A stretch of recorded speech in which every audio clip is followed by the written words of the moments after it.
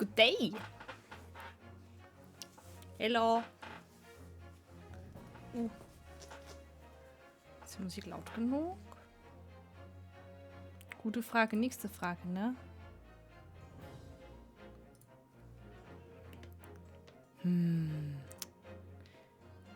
Boop. Boop. Oh, ich mach sie mir lauter. Haha! So. Sie sind live mit neuer Frisur. Ja, das stimmt. Nachdem ich gestern nicht gestreamt habe. Immerhin, Dings steht jetzt. Das steht da, man sieht ihn nicht.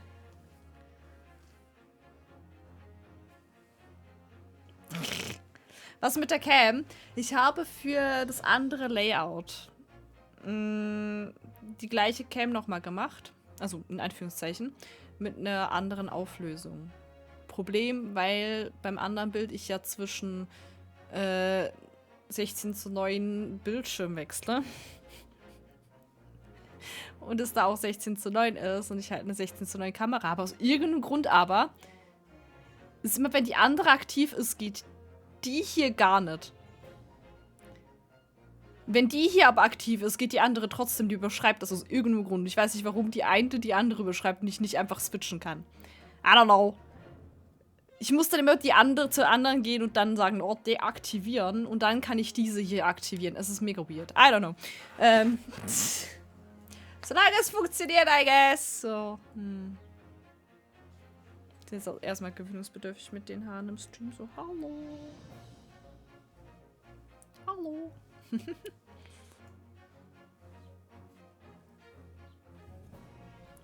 Oh. Es ist mega weird. Egal. Whatever. Es ist, wie es ist. So, ich hoffe, dass die Kameraeinstellung so eigentlich gut ist. Grundsätzlich. Ich weiß gar nicht, ob man beim anderen... Doch bei anderen würde man dann mehr sehen von der Seite. Ja, ich glaube, es ist okay. Ich müsste mal Transitions machen. Und irgendwie bin ich ein bisschen angefixt, dass ich mir vielleicht doch mal gucke, ob ich einen VTuber-Avatar machen könnte. Einfach for the Lulz. Aber einfach for the Lulz. Ja, ich weiß nicht, warum sich das so komisch überschreibt. Vor allem nur in die eine Richtung. Das ist ja der Punkt, ne? Weißt du, wenn es in die andere Richtung sich auch überschreiben würde, wäre es ja irgendwie logisch. Aber es überschreibt es nur in eine Richtung. Die 16:9 überschreibt immer die hier.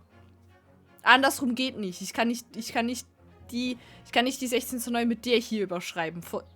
Aus irgendeinem Grund. Oh. Müsst ihr mal sagen, ist eigentlich die Musik laut genug? Warte, ich sehe wieder nicht, wie laut es bei euch aussieht. Ja, aber minus 40. Würde es auch ein bisschen lauter machen. Hätte ich jetzt auch gedacht. Dass es ein bisschen leise ist. Ist halt schwierig, je nach Spiel, ne? Mach mal auf 50%. Dann sollte es irgendwo bei 35 sein, ja. Ja. Sollte, glaube ich, besser passen, ne? Weil ich glaube, ich habe bei mir noch ein bisschen lauter. Ich habe meins auf... Ich habe meinen Sound immer ein bisschen lauter. So 5 bis 10 mehr. Ich habe 60. 55, 60, sowas. Ja, ich würde sonst sagen, wir starten einfach mal. Mal gucken, wie lange das heute geht. Wie lange ich kann. Bismarck. Oh, Bismarck existiert. Oh. Da können wir bald auch wieder weiterspielen, ne? Mit meinem Benui. Das ist jetzt nächste Woche, ne? Erst nächste Woche ist das Prinzessinnenfest. Da muss ich kurz die Krone holen gehen. Einfach für die Krone. Muss ich Benui spielen. Und dann ist aber auch schon... Das ist halt die Frage, dann, sobald das rauskommt... irgendwas im Auge. Spiele ich dann erstmal wieder mit meinem Charakter die Story. Bevor ich dann wieder mit Benui spiele. Benui Adventure! Adventure! Genau. Weil es ist ja, es beginnt ja eigentlich eine neue Story-Arc. Das halt, also es ist vor allem dann später die Frage, wenn ich dann das... Wenn ich mit dem Benui auf dem gleichen Stand bin wie mit meinem Charakter, welcher wird das Stream-Charakter sein? Wird es dann Benui sein? Muss ich dann mit Benui zuerst spielen? Weil irgendwie schon, ist es schwierig dann zu entscheiden, ne? Weil eigentlich mein Charakter bin ich. Also, ist mein Insert, so. Bin nur ich eigentlich, aber Jona ist mein Insert. Also, auch wenn ich mal ausnahmsweise einen Namen nicht gewählt habe, dass es das gleiche ist wie mein Charakter. Wie ich online heiße. Weil ich fand so, ne, komisch, gibt Charakter coolen Namen. Aber Jona ist mein Insert. Und ich bin mir halt auch schon mittlerweile gewöhnt, dass die Leute mich Jona nennen und so. I am my character. Genau. So, ich glaube, wir sind auf dem Weg zum Trial. Ne? Investigation Part 4 noch. Oder geht's jetzt zum Trial? Es ist noch... Oh, was haben wir das letzte Mal gemacht? Hast du noch eine Idee? Bayern, sag mal. Bayern, sag mal, was haben wir gemacht?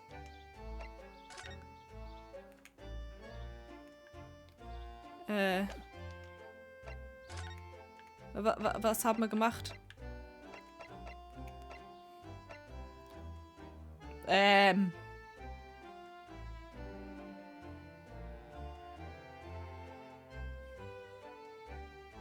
Wie mich mit einem schlimmen Kosenamen nennt. Meinst du das? Wir wollten das Krankenhaus. Wir wollten dahin. Gucken, wie es Scholms geht. Ja, wir haben Tatort nach Hinweisen gesucht, aber die Frage ist, wo wir hin wollten. Das weiß ich nicht mehr. Übrigens, finde ich sehr lustig. Es sieht gerade noch sehr witzig aus, weil ich tatsächlich noch... Ich glaube, bisher eigentlich so ziemlich das ganze Blond weg, bis auf hier vorne, die Seiten sind noch blond. Das sieht mega lustig aus, als ob es gewollt wäre. So, guck mal, vorne blond. Das ist mega lustig.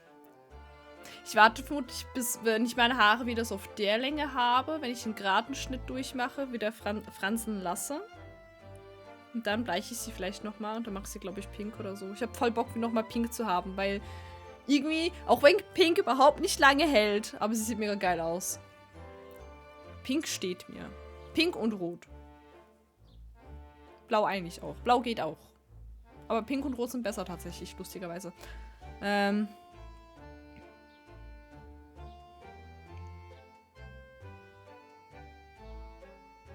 Aha, ja, okay, Bayern, ich dachte, du meinst auf mich bezogen. Weil ich dachte so, hä, welchen komischen Kosenamen habe ich, den ich nicht mag? Es gibt Kosenamen, die ich nicht mag, aber so nennt mich keiner.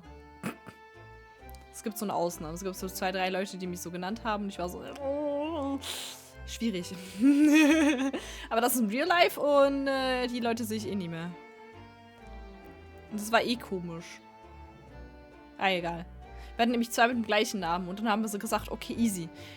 Die andere Person mit dem gleichen Namen hat die Abkürzung bekommen. Aber aus irgendeinem Grund haben trotzdem die Hälfte der Leute immer mir dann die Abkürzung gesagt und ihr nicht. Und das war mega verwirrend.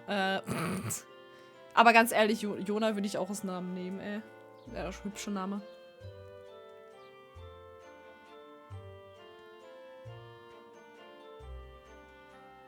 Ich werde vermutlich auch jetzt in nächster Zeit dann die Franseln selber nachschneiden, weißt du? Also, wenn sie mir zu lang werden, ich schneide die dann selber wieder ab, weil Franseln schneiden, finde ich, geht. Habe ich jetzt nicht so ein Problem mit. So, wir wollten gucken, ist Scholms okay? Scholms ist immer noch nicht da. Wollten wir hin? Was wollten wir tun? Scheiße. Ist er immer noch nicht da? Fuck. Fuck. Moment. Vielleicht gucken wir uns das da an. Ich glaube, der stand vorher nicht da. The still is Scotland Yard carriage outside Windy Banks. Oh, warte, mir fällt gerade das auf. Einen Moment, ich habe ein Problem. Mein Titel stimmt nicht. So. Ich muss schnell mit meinem Titel ergänzen, dass Englisch auch Sprache ist, weil, you know, es ist Englisch. So. Soll das stimmen? Stimmt's? Bei dem Prüfer stimmt's? Müsste ich dann sagen, das Stream ist Englisch? Ich weiß nicht, das ist verwirrend. Weil eigentlich mehr Englisch vorkommt als Deutsch. I don't know. Anyway. Stimme von Iris. Fuck. I never imagined we'd be investigating a case so close to home. Poor Iris. She's very upset by all this. I'm sorry. I was there. I should have done more. None of this is your fault, Juno. So please, don't apologize. But It's the criminals who are to blame for all this. So let's investigate and work out how to catch them. Yes, you're right. Also gehen wir nochmal da rein. Ich habe keine Ahnung. Ich hab legit keine Ahnung. Gehen wir nochmal da rein. Ich weiß es nicht. Wo gehen wir hin? Aber das ist nur er. Ich hab... Scheiße. Ah!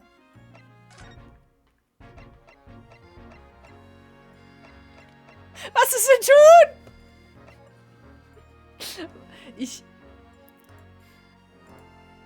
Ich hol mal eben den Guide nach vorne, weil ich legit gerade so auf dem Schlauch stehe. Ich habe keine Ahnung, was wir das letzte Mal getan haben. Es war bestimmt irgendwas, wurde erwähnt, wo wir hin müssen. Aber ich habe legit keine Ahnung. Ich habe legit keine Ahnung. So. Das ist Teil 4, ne? War's nach Hause? Warte. Ich gehe jetzt kurz überprüfen. Okay, das haben wir gemacht. Ich habe einen Guide.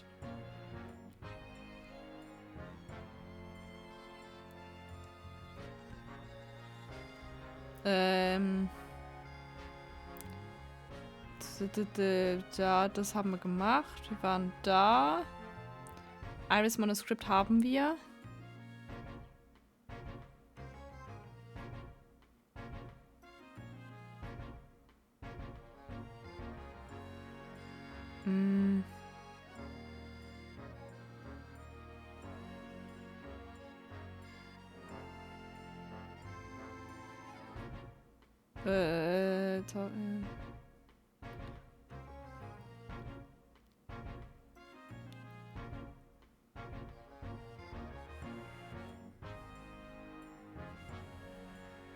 Warte, was haben wir? Wir haben Iris Manuskript.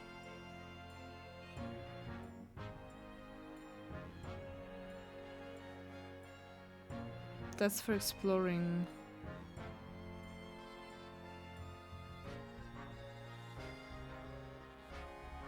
Okay, hier steht...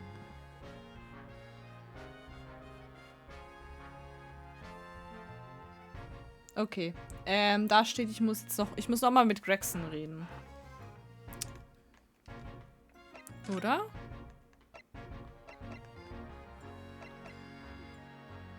Und zwar... Photographs. Warte. Nee, warte.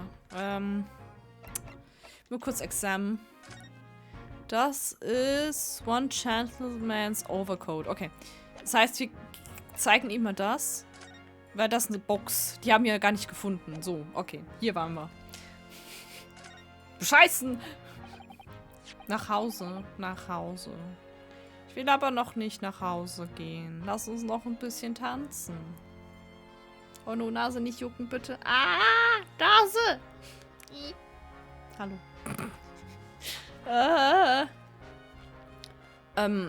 Inspector, what do you make of this? Ah, what have we here then? A redemption ticket for an article deposited here, is it? Looks like someone ran out of office stationery and wrote the ticket on whatever paper to hand. Yes, there's the ticket for Mr. Rick Gilded's overcoat. Nee, das ist das andere, hä? The one that little driver turned up with yesterday. Oh, actually, no, it's not. Ah, eben gut. Okay. Really? Think you know better than me, do ya?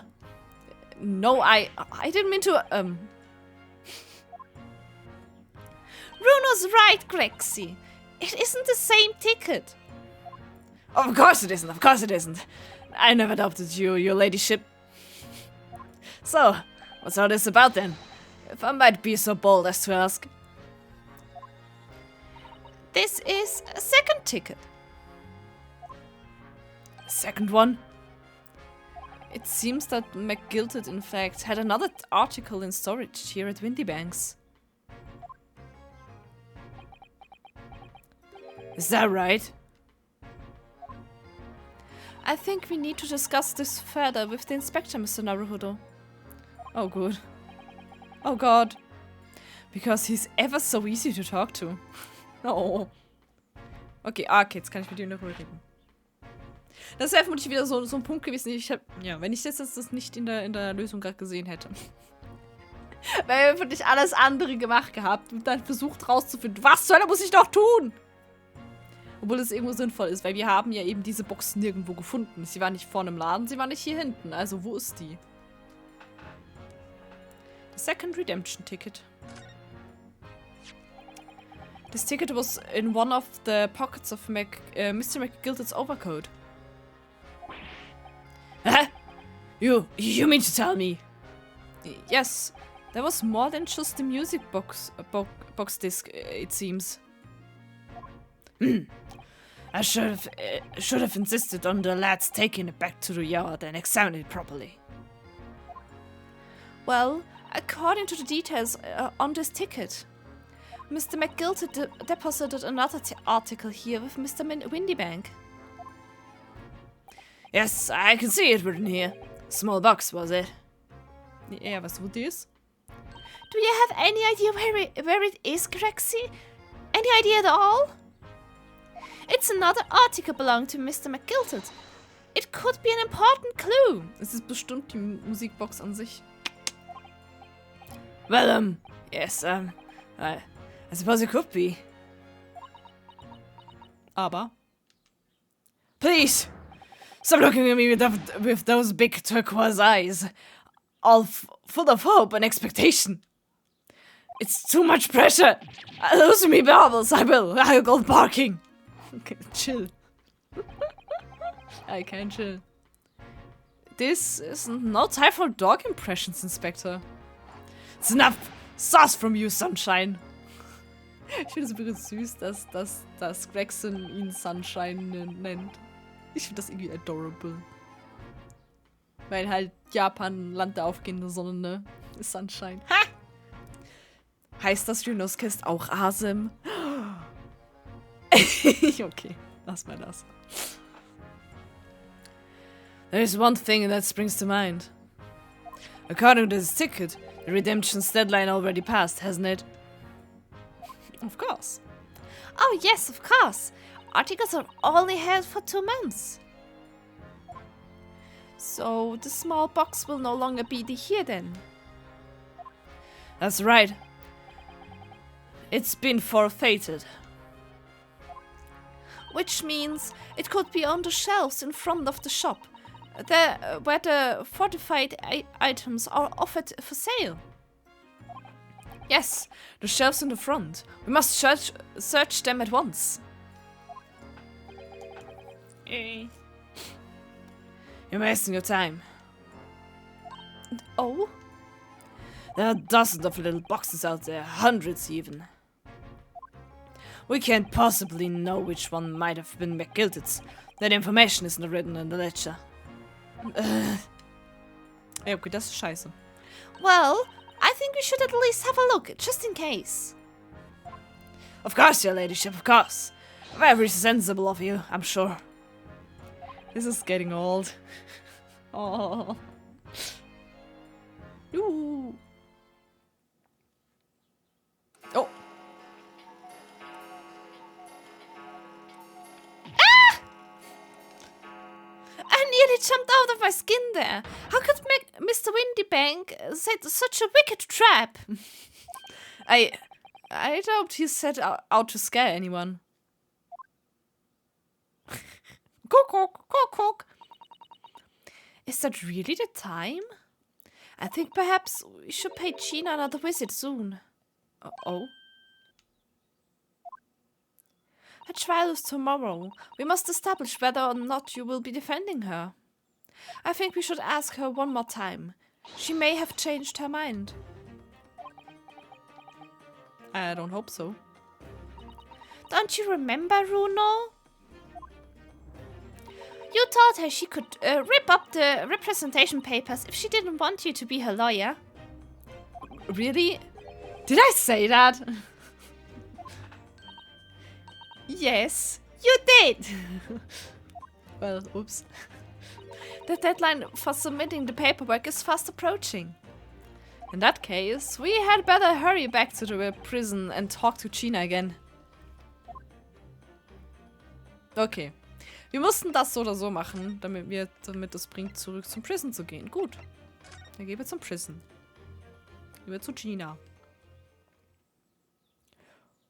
16. April, 5:41 Uhr nachmittags. Local Prison, Cell 13. Ah, Gina, good. You're back. Ah!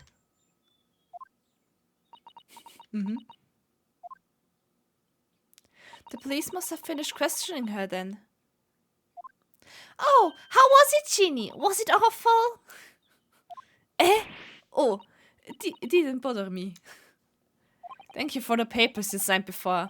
It meant we were able to investigate at Windy Banks. Oh, right.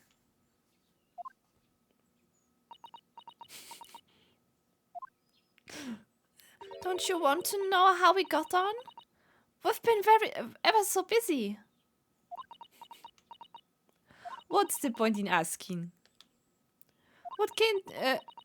Won't change what everyone says, but that I did. That's not...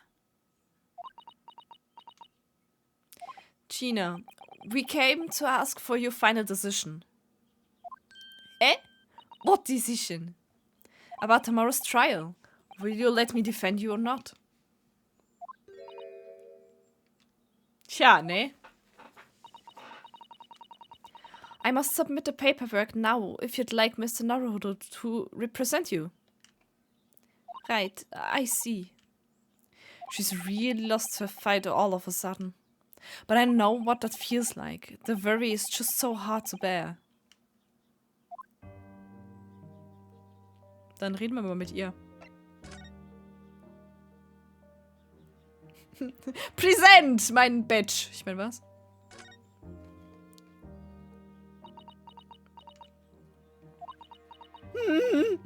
This is not awkward at all.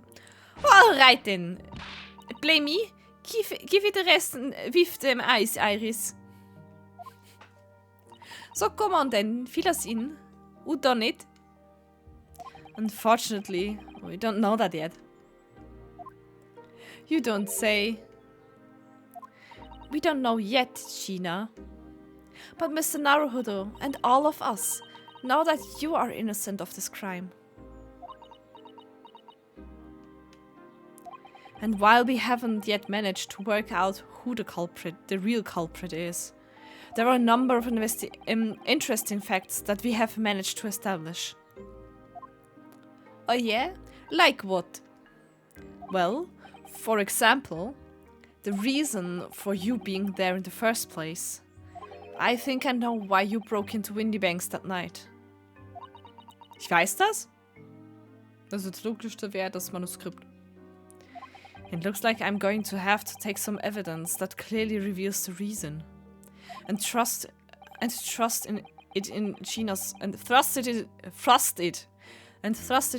face. Or I could present it to her calmly, I suppose. Aber ins Gesicht weiß wer viel lustiger. Okay.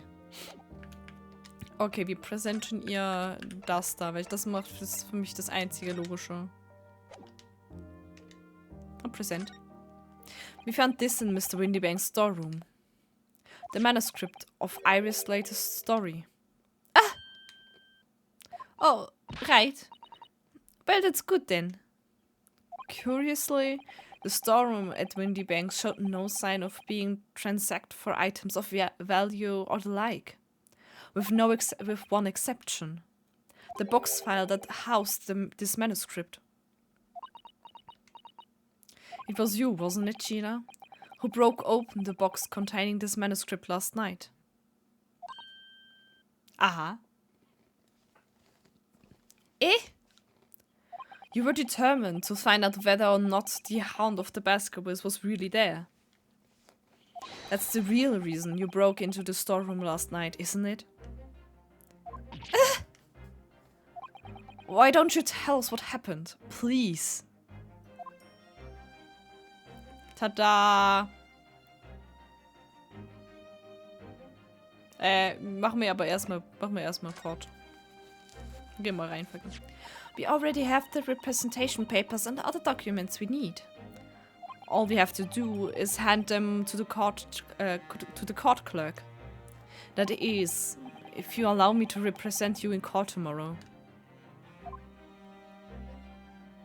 Come on, China!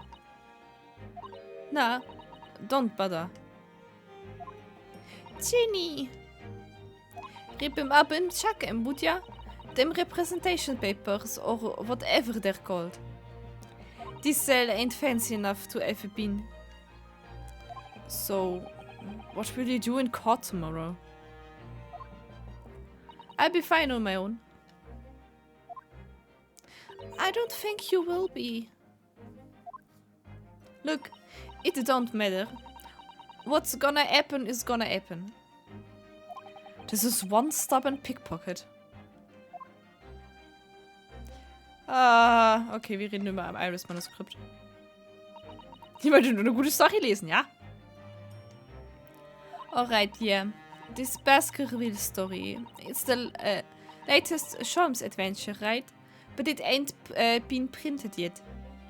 So I figured it's gotta be worth a fair few pieces of silver, right? Lüge. Sie wollte doch nur gucken, ob es wirklich noch da ist. Sie wollte doch noch gucken, ob es wirklich da ist. Ob Sholmes oder ob sie halt Sholmes nicht vertrauen kann.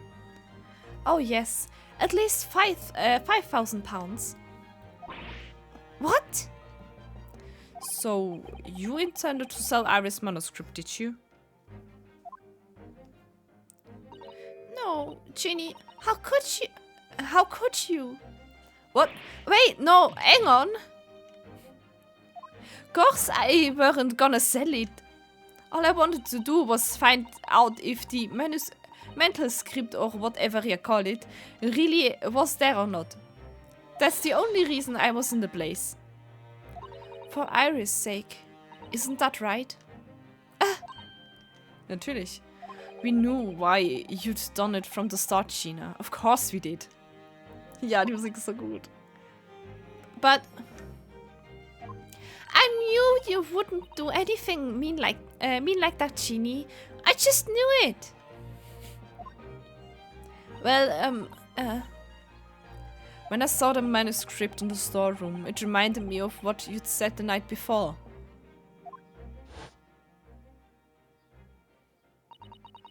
This grown-up's do a lot worse than that, believe me.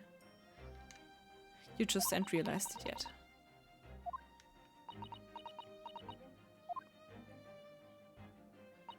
That mental script. Dass es nicht mehr da ist, dass Sholmes es eigentlich verkauft hat.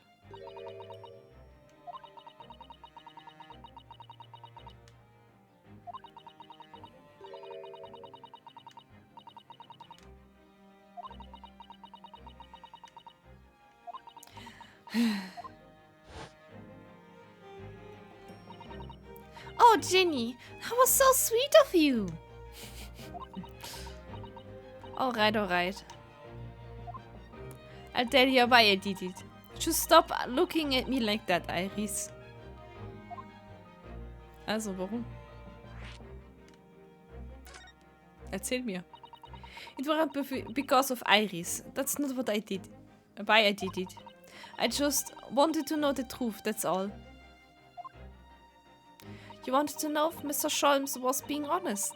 If he'd really deposited the manuscript at Windybanks. It's like I told you the night before. I never had a father. Oh, but Iris' lot ain't like me.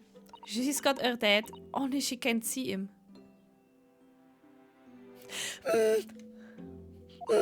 Also,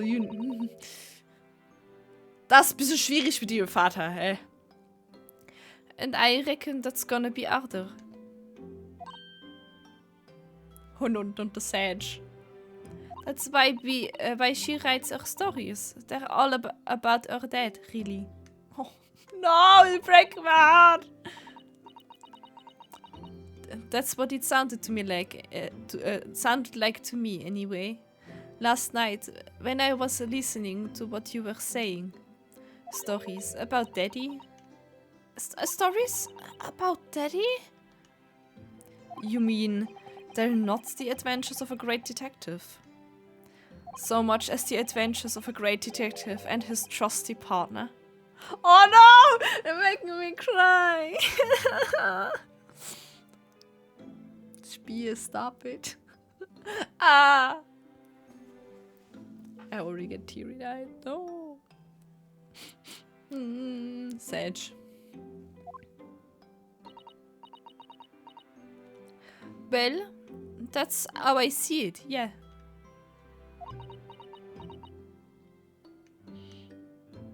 You're so thoughtful and so kind, Ginny.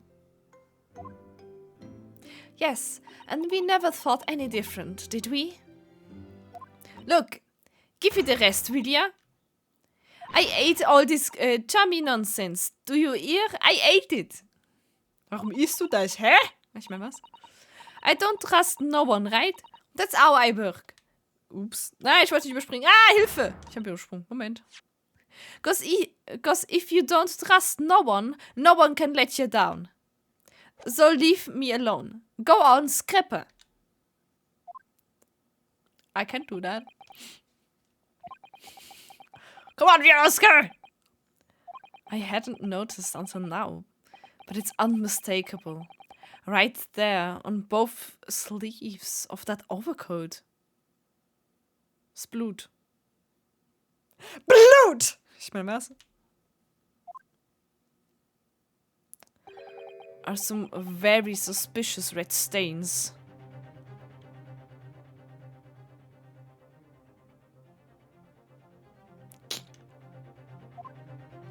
What?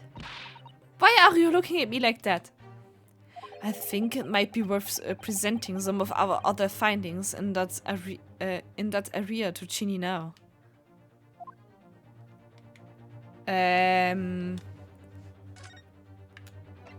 Das da? Das Blut?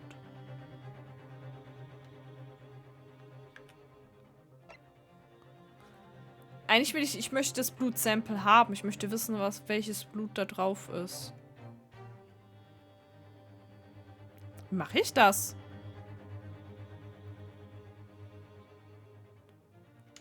Kann ich das sagen? Ich will das machen. The stains on the sleeves of your new coat, Gina.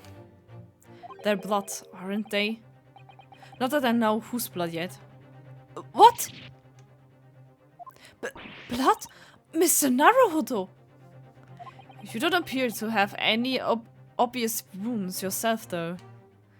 So, could it be blood that splattered from Mr. Windybank when he was shot last night? Let's not beat around the bush here. Was war die Farbe? Ist grün, ne? Grün war die Farbe von Mason. This trusty friend of mine will get results much faster than anything else. Take it easy, Iris. Don't move, Ginny. I'm going to shoot. Das ist eine normale Konversation. Es war, glaube ich...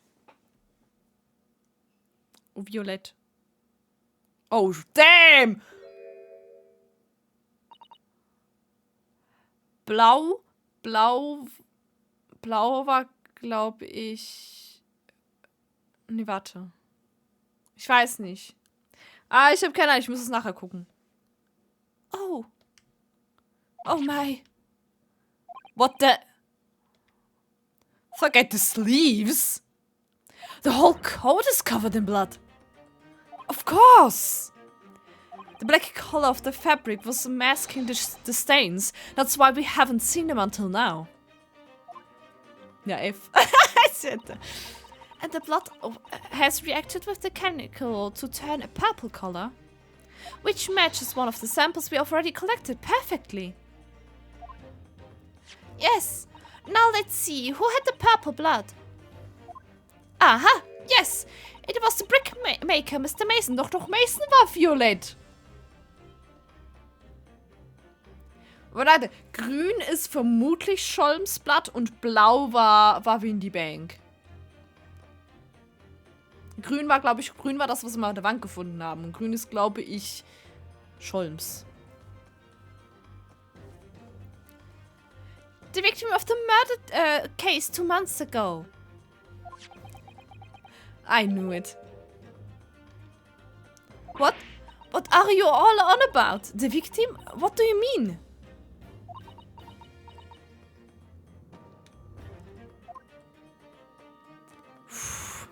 Damn. Okay. It's a rather uncomfortable situation, Mr. Naruto, but I think this makes things quite clear. It means the Omnibus case is finally solved. The truth about who really murdered the brickmaker, Mr. Mason, is revealed. Oi! Would someone explain what's going on? Stop telling all the story!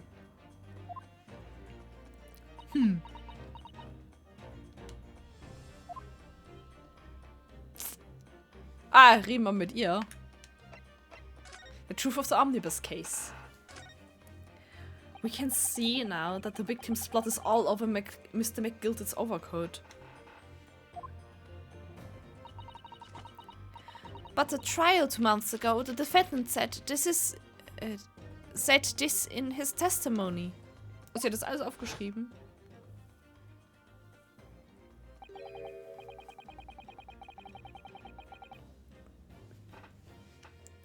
But a good-hearted soul wouldn't rush to help a fellas bleeding from his stomach.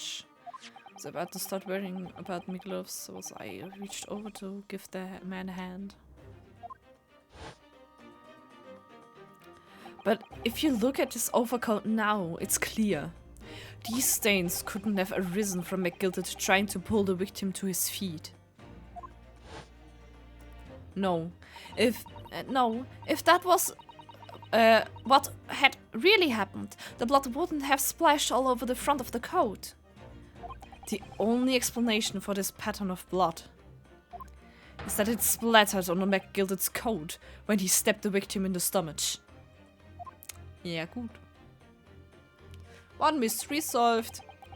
I've tried to run from the truth for long enough. But there's no escaping it now. The true culprit in that case, Mr. Mason's killer, was Magnus McGilted.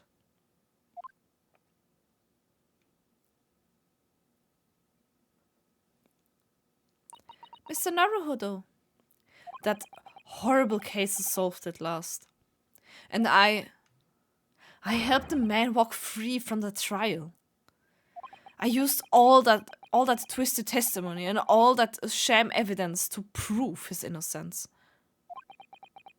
How could I have let that happen?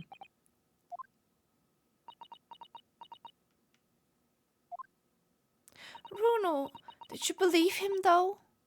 Did you believe Mr. McGilted was innocent? I believed. Or rather, I think I was trying to believe. I wanted to. Because believing in those you represent in court is a defense lawyer's greatest weapon. A weapon?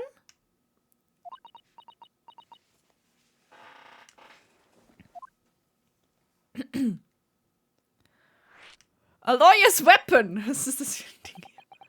Before we came to Great Britain, a great friend of mine taught me a valuable lesson.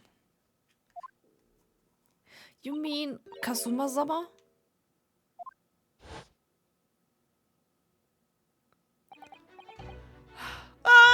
Die Musik ist so gut! Okay.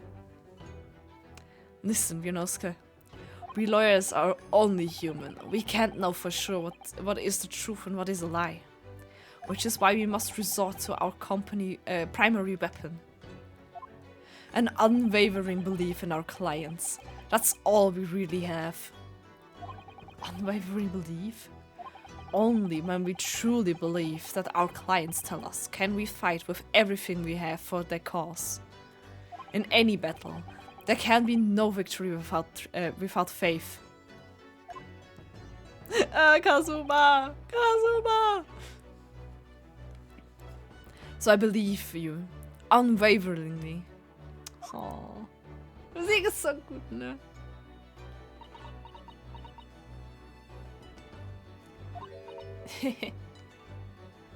What's funny, Gina?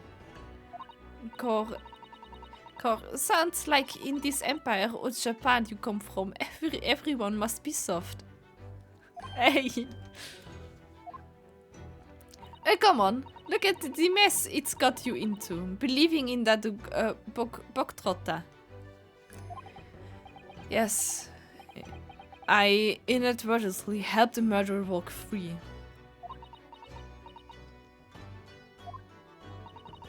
Well, at least you've learned your lesson now, eh? Believing in people is never worth it. Someone always stabs you in the back in the end. Soon as you let down your guard, you've had it. Take a leaf out of my book. Believe no one gets hurt by no one. Ah!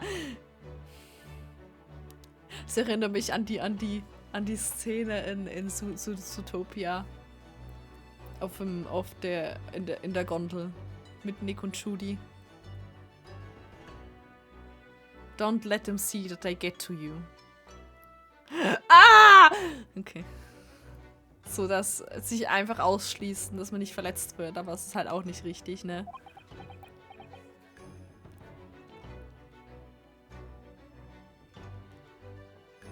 Ah!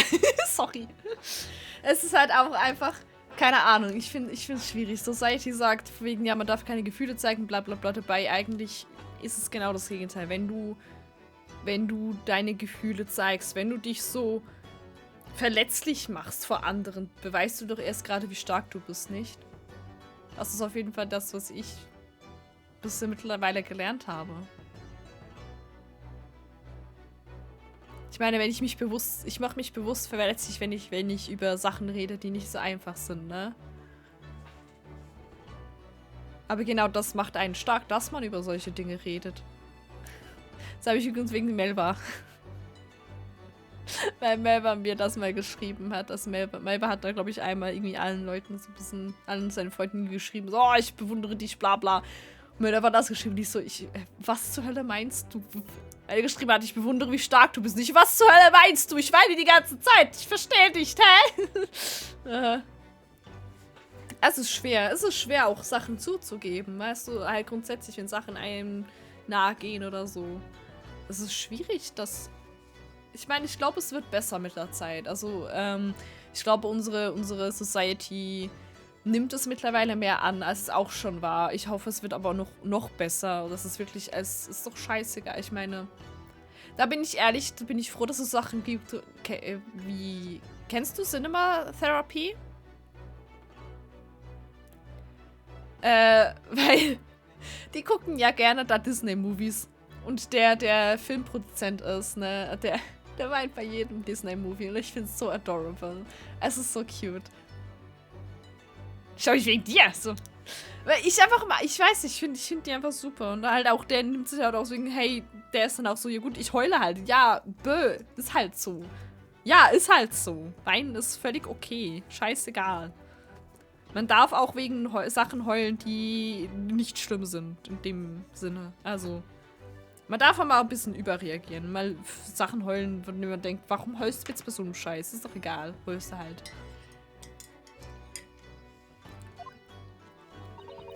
Gina, may I ask you something? What? I'd just like to make absolutely sure. What would you like us to do with these representation papers for tomorrow's trial?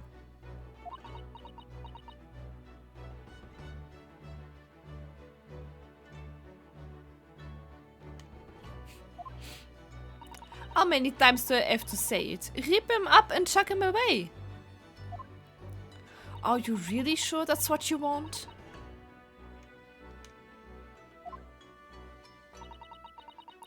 I bet that's what he wants, he wants and all now. Mr. I'm a believer lawyer over there. Nein. Hallo, ich möchte das nicht. Jonosko sagt nö.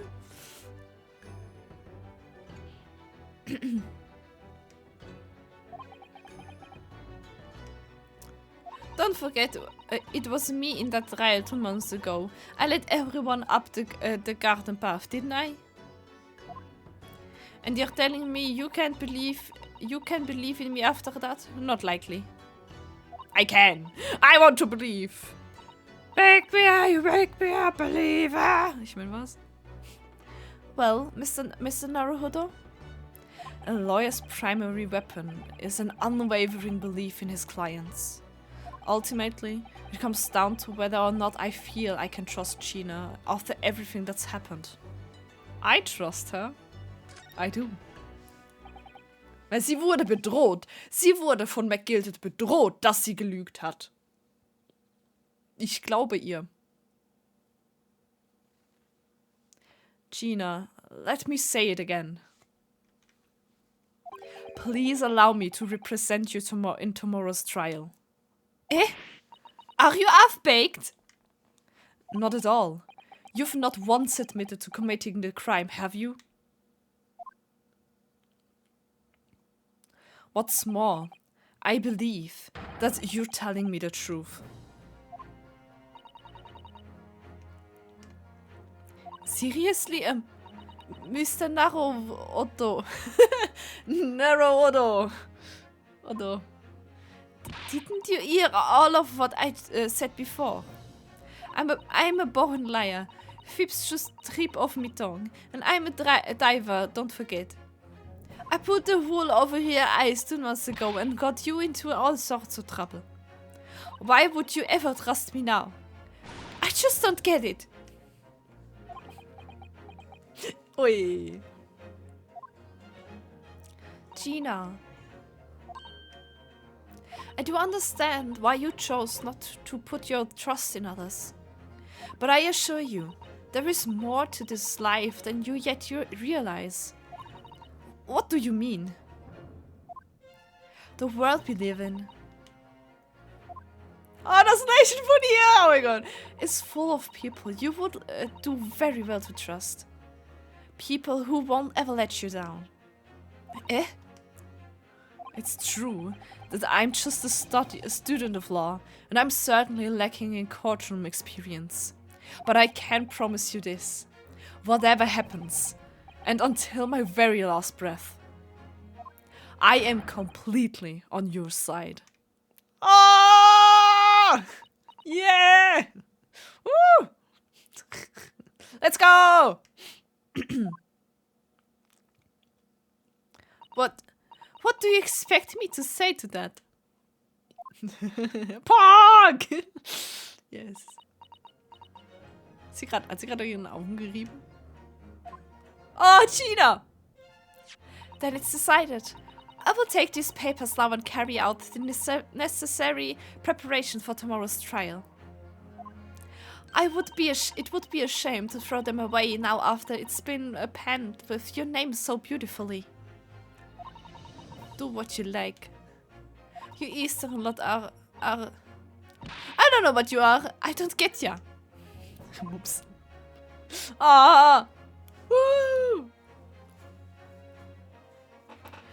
Gina's taken herself off to the back of her cell. She's never admitted, but I hope she's feeling relieved. That turned out alright in the end, I think. Können wir jetzt Scholms besuchen? Ich werde wissen, wie Scholms geht. Ah!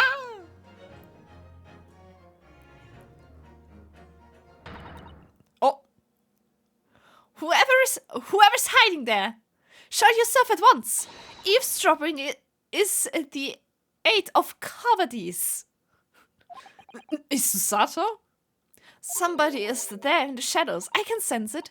Somebody who wasn't there before. What? Ist das einfach Scholms oder so?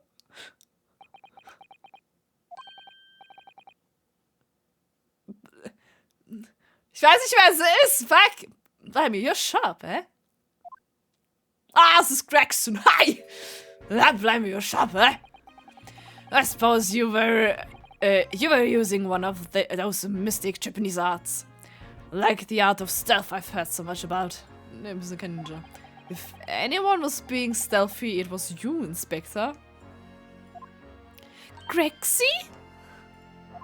Oh, dear me. I'm most terribly sorry, your ladyship. I didn't mean to startle you. How long have you been listening in on our conversation?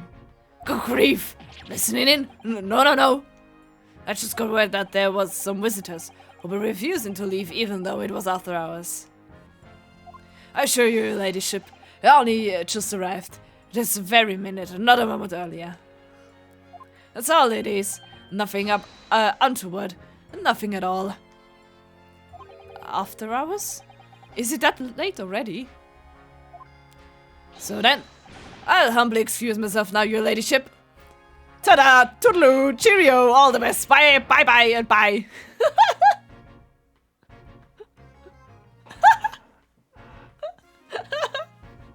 Das mache ich auch immer abgegangen. Tada! Toodaloo! Cheerio! Bye-bye! And bye! That's a lot of farewells, and not one of them appropriate for her ladyship. Oh, but I wanted to have a chat. Ow! Knie. I'm terribly sorry, but time is pressing at the minute. Oh, I see. That's a shame. If I don't get this emergency at the Supreme Court dealt with sharply, Lord Strongheart will, well...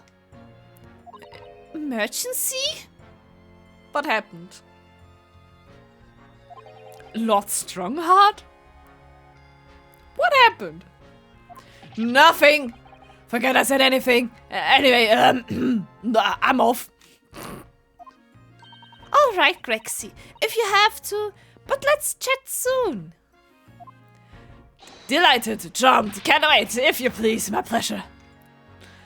That's a lot of pleasantries, and not one of them sounded sincere. Oh no, herrlich, ich liebe es. Grexy is so funny. He says such silly things. It's certainly entertaining to see an inspector of the police fawning to a 10-year-old girl. But anyway, I wonder what this emergency is at the Supreme Court. I must attend to the court clerk's office now before it closes. Yes, of course. Thank you, Mr. Sato.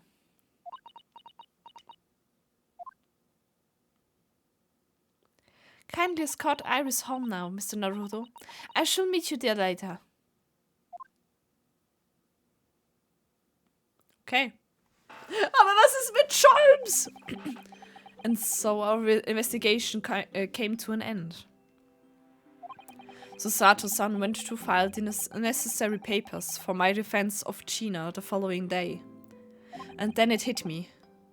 I could no longer suppress the wretched feeling that had been gnawing away at my insides. Tomorrow, Susato-san would be leaving Britain and making her way back to Japan. Oh no, I'm alone! 16th April, 11:13 p.m. Naruhodo's legal consultancy. Naruhodo-san, it's been a very tiring day, hasn't it? I do hope you're not too exhausted. What about you, Susato-san?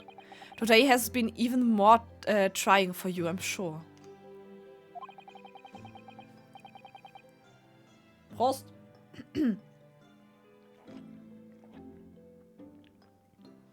Coffee. Coffee. Mr. Sholmes was shot before your eyes. Gina was arrested. All on the back of the news that her father has fallen ill, and that she must return to Japan at once. I hope your father recovers soon. Thank you for your kind words. Ist dann die Frage, wenn wir den Fall hier fertig haben, haben wir ja theoretisch den ersten Teil von den Great Ace Eternity durchgespielt. Machen wir dann erstmal ein anderes Projekt, bevor ich dann die zweite Hälfte davon spiele oder nicht? Weiß ich nicht. Ich habe genug andere Spiele. Frage ist, oder ob wir einfach das hier durchziehen. I wonder why it is that so many thoughts rage in my head like a storm. And yet I seem unable to find the words to express any of them. Oh no! Ha! Sad. I know exactly what you mean. Anyway, I have one final task to complete as your critical assistant.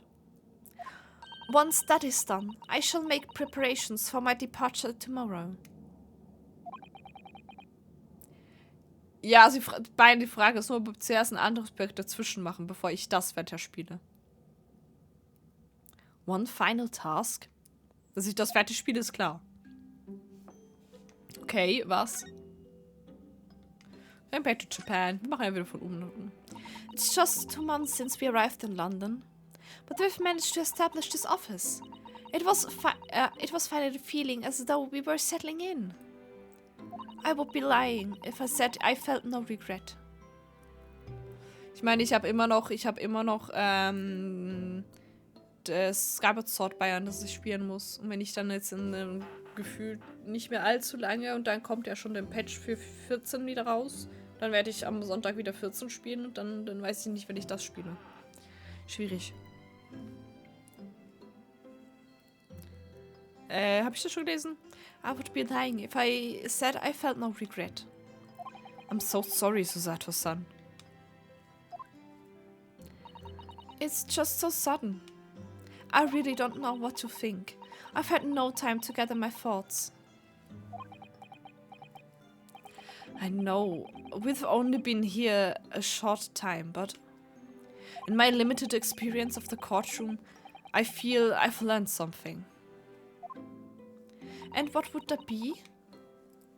It seems to me there are many facets to people's personalities. Facets? And like a jewel, the light plays off them in complex patterns, illuminating their actions and their motives. But we only see a small number of the total facets, and what is illuminated is only a part of the whole story. Alter, die Analogie. Nice. What lies in the shadows? What do those facets we cannot see look like? Perhaps there are some parts we'll never lay eyes on, for as long as we live. That's so true. Sometimes I feel as though I'm blind to so much, but I keep hoping that one day it will all become clear. That all the facets will be illuminated, and I'll finally understand how everything fits together. Naruhodo-san. I suppose what matters is that we keep our eyes open and keep moving forward, even if the way sometimes seems dark. Oh, it's amazing to think it's been just 2 months. You've grown so much. Oh, guck ihr Smile an. No! Oh, it kills me. Sorry? I've what? Oh no, it was nothing. Unimportant. Oh! Can I ship them? Do we ship them? Can I ship them? I wanna ship them! What? Do you know what time you will leave London in the morning? Yes, I picked up my ticket earlier. I shall be leaving here at 4 a.m. Boah, Alter! 4 Uhr morgens? What the hell? I see. Well, I'll escort you to the station. Absolutely not. Sorry? I'm sure you realize why I couldn't possibly let you do that. You have a very important day ahead of you tomorrow. Gina's trial. Yes, I know, but every word you utter will have the potential to determine Gina's fate. You must get as much rest as possible. Even though, like me, I'm sure you will find it hard to sleep. But please, for me, do try. No! I ship them. You mentioned one final task a moment ago. What did you mean? Oh my, I nearly forgot. Please, I want you to have this, Ihr Buch. What is that? Some huge bundle of documents. It's my notes from the case 2 months ago. The murder that was committed on the Omnibus. Oh? The McGillet case? It seems to me that this case of Mr. Windybank's murder, of which Gina is accused, is very much tied up with that Omnibus case in ways that are not yet completely apparent. So I took the liberty of consolidating my writings about the case for you. Wow. With everything else she's had to think about, Susato-san still managed to do this. And all neatly laid out for me in her beautiful handwriting. Ah! Yeah, shipped him. Beautiful! It was my pleasure. I can only hope that it will boost your case tomorrow for Gina. Thank you so much, Susato-san. I will do my best to use it wisely. You really are the best critical assistant in the world. Ah! Okay. Well, that's extremely flattering. But I'm sorry to say that I've been a complete failure. Oh no! Sorry? I didn't quite catch what you said there. Oh, ignore me. I was just mumbling to myself. Oh no! The McGillet case notes have been entered into the court record.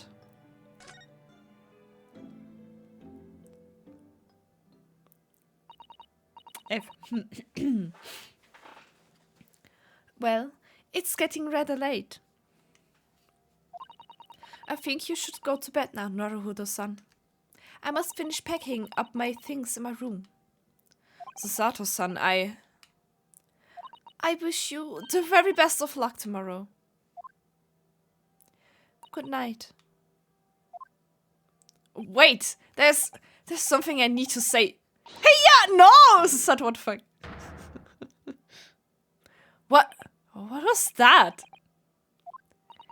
A secret technique of mine. The Susato shutdown. Shutdown! Shutdown? I don't want to hear it. Oh, please, I implore you. If we have to voice our goodbyes, I won't be able to hold back my tears. Oh no! Baby! Oh no! That's love! Yeah. Susato-san. Oh no! Makes me sad. Sad. It truly has been a tiring day. On our feet for hours, getting Gina to open up to us, and learning the truth about that nemesis of a case. Physically and mentally, I was exhausted, and yet the idea of sleep seemed impossible. But I forced myself to close my eyes.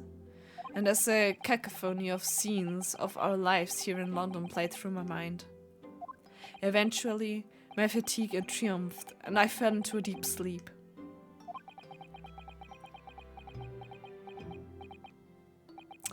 Oh no!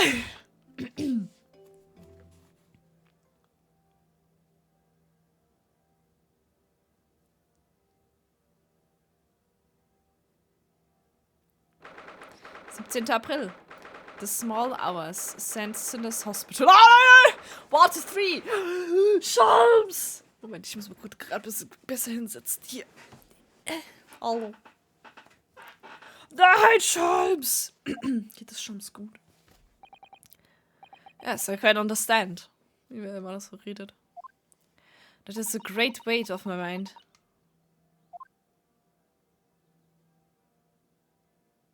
Hallo! Rest assured, I shall put everything in place, exactly as we have discussed. Wer redet da? Redet er mit Susato? Thank you so much. It has been an honor and a pleasure to be acquainted with you, Mr. Sholmes. On the contrary, the pleasure has been mine. Ihm scheint es zumindest gut zu gehen. I bid you farewell and Godspeed. Natürlich. Ah! Okay. My dear madam. Natürlich. Oh! Ey, Shops geht's gut. Er ist am Leben. Woo! Shops ist so sexy. Yes, actually, yes. Oh no, he's hot! Vor allem ohne Hut.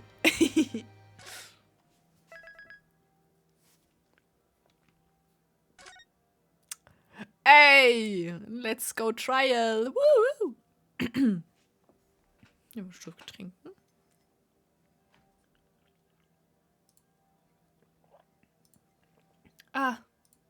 Moment, ich muss mal kurz was checken.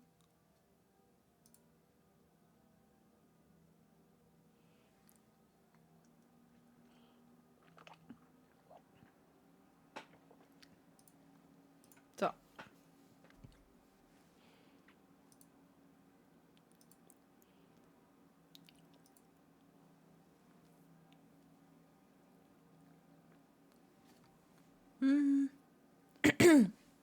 Aber warte, ich muss ja nicht reintappen. Das ist so. Ich war so, aber reintappen. Nee, ich muss nicht reintappen. Oh Gott, Trial.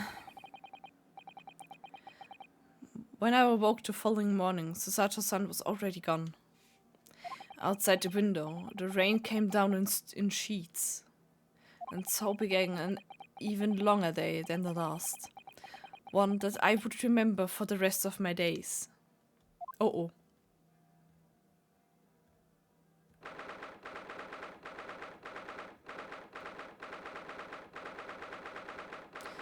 April, 9:32 Uhr morgens. The Old Bailey Defense Antechamber. Good morning, Gina. I'm determined to prove your innocence today. I'm sure we can do it. So, where's your friend then? Sorry? You know, her in the fancy dress. Susato, or whatever you say it, I don't know. Ah, Mrs. Sato. Mrs. Sato had to leave early this morning. She was already gone by the time I woke up. You alright with that, Arya? Forget about me if you like. Go and see her off. It's fine. It's not as though Miss Susato and I won't meet again one day. Even so. But you, Gina. You only get one chance. This trial today is all we have. Wer ist jetzt das schon wieder? Kommt jetzt auch Scholz, wenn Scholz neben uns stehen? Good morning, you two. Oh, das ist das Ding, Iris. Ah, Iris, hallo. Good morning, you two. How are you feeling, Ginny?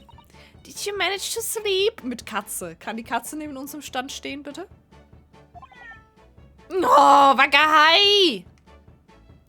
Iris, what are you doing here?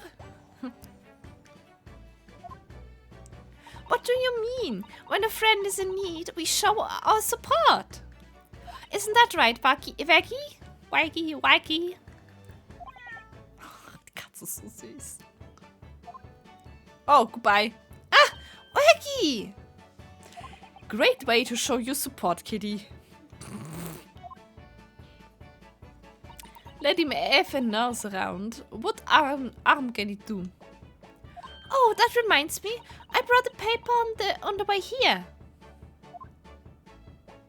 Now, would you like to the good news or the bad news? What do you say, Bruno? Genie? Oh, well, I think I'd rather get the bad news out of the way first. Nah, always take the good news first. You might not live to hear the bad. Yes, that question always gives away people's personalities. Let's not go there. Alright then, I'll give you the bad news first. A record amount of rain has fallen this morning, and carriages all over the capital are struggling to move. Huh? The bad news was a weather report? So I hope that Susie made her train to Dover and that the train isn't delayed on its way to the port. Gosh, yes. Alright then, so what's the good news? Well, the rain is forecast to subside this afternoon. God damn it.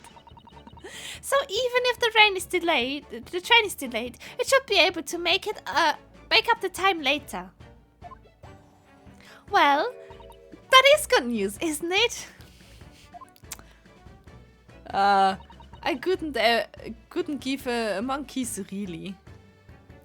If only all good news cancelled out the bad. And look, this trial has made the headlines too. Oh no. Pawnbroker perishes in pick-purse plunder. See? Great. How do you like that? Well, let them say what they want. See if I care. I can't, because you're covering your face. Don't worry, Bruno will soon show everyone that this headline is nonsense. I will? And then, in tomorrow's papers, the headlines will be... Discharged diver is dauntless do-gooder. Isn't that right, Bruno? Oh, yes, let's hope so. Of course I will. I have absolute faith in you. How was that? I was trying to sound like Susie. Did it work? Did it? It's like she was still here. Ja, hat's da noch sonst irgendwas Interessantes drin? Hallo, darf ich das mal lesen? Hallo?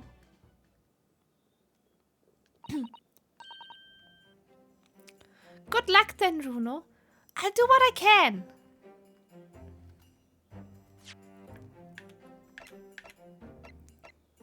Ich will so einmal angucken.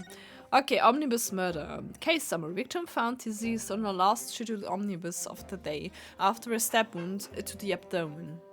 Details of victim. Name Mason Milverond. Male. Occupation brickmaker. Domicile East End of London. Trial summary. Defendant Magnus McGilted. Prosecution attorney Lord Baron Van Zieks. Defense attorney Ryunosuke Naruhodo. Conviction was assured with 3 eyewitnesses' testimonies. However, a surprise 4th witness testimony resulted in acquittal due to insufficient evidence. Gut. Ist ja eigentlich nicht so viel.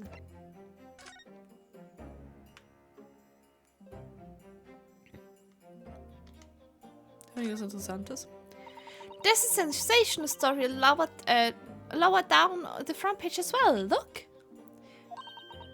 Ministry Mole. Classified secrets may have been leaked overseas from Ministry of Justice. For a 10-year-old, Iris certainly has a finger on the pulse of the world news. It's about a secret communication between Great Britain and its allies. Apparently, they're being intercepted by hostile nations. Communications are being intercepted? But how would somebody be doing that? That's the question, isn't it? I've come up with 3 different possible methods so far. Are you looking for a new career, Bruno? No, of course not. I wonder, perhaps this is what Lord Strongheart was talking about yesterday. Yes, it could be. And it could explain why he has Grexy running from pillar to post at the moment. Haha. Siehst du? Wir haben doch was gefunden. Hui! Okay, lass mal.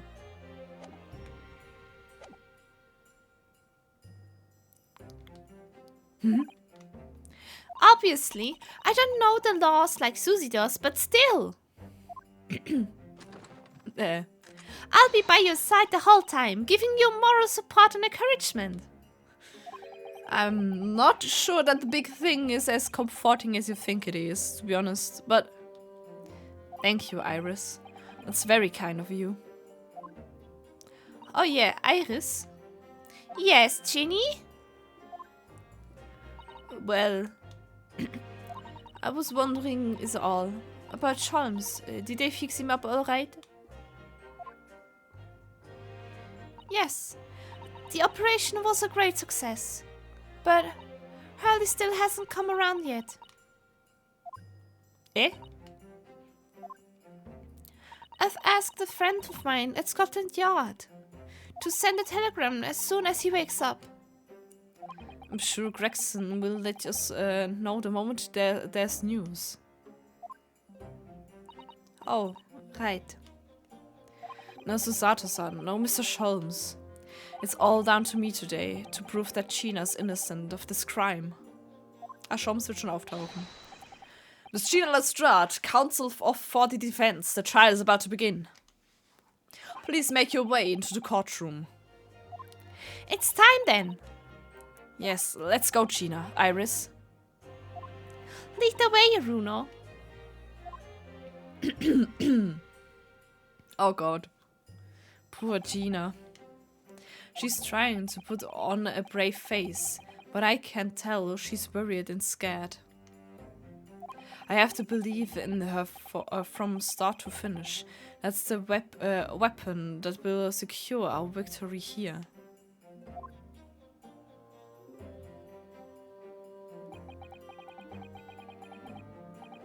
If I learned anything from my great friends, it's that. Eieiei, jetzt wird's lustig wieder. 17. April, 10 Uhr morgens. The Old Bailey Courtroom.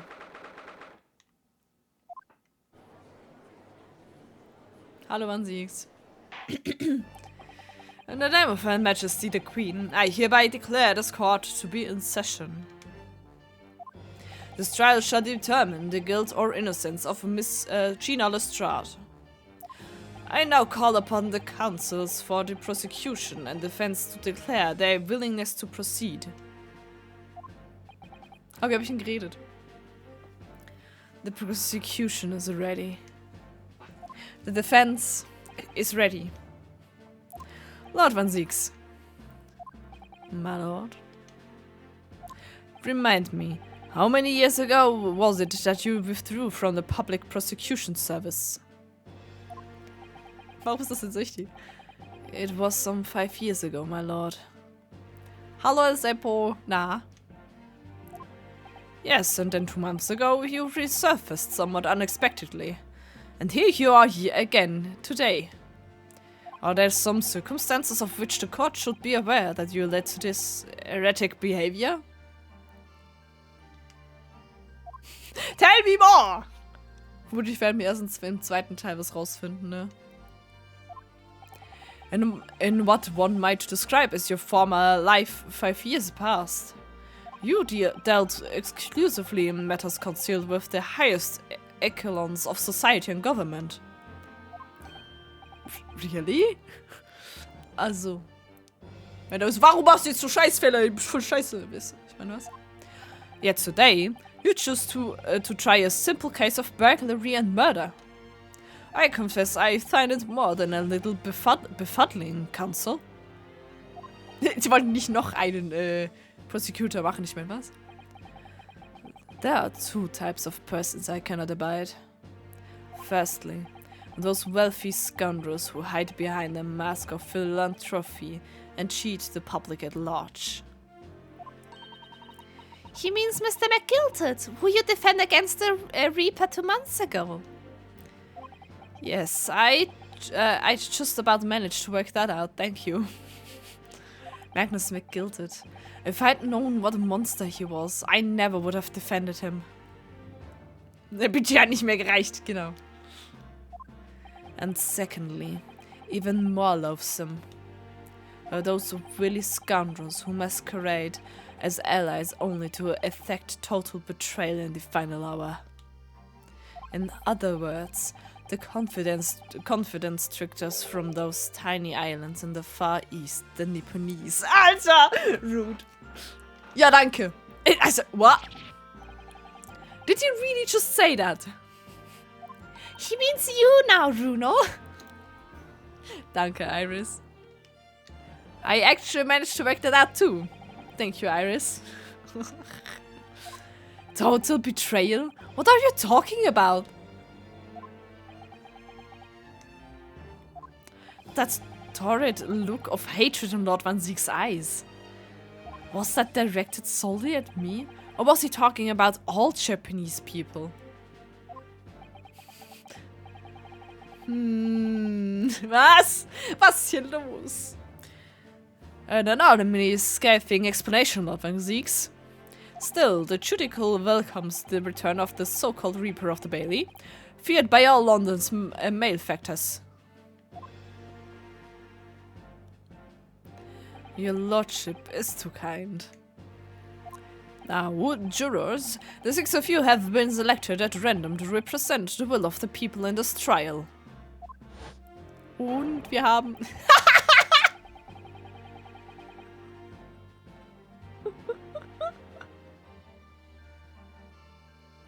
Ja, so. Warum neue Charaktere machen, ne? Der Opa ist ein Doktor. Der Opa ist ein Doktor. Und die Frau ist jetzt nicht mehr am Schreiben, jetzt Telegram-Therapie. Ja gut, Morsen, ne? Kann ich auch. Ist das da ist jetzt aber der richtige Typ. Das ist der vom zweiten Fall, ne? Das ist der russische Typ, das war ein Rebelle. Das ist der russische Rebelle, der ganz rechts.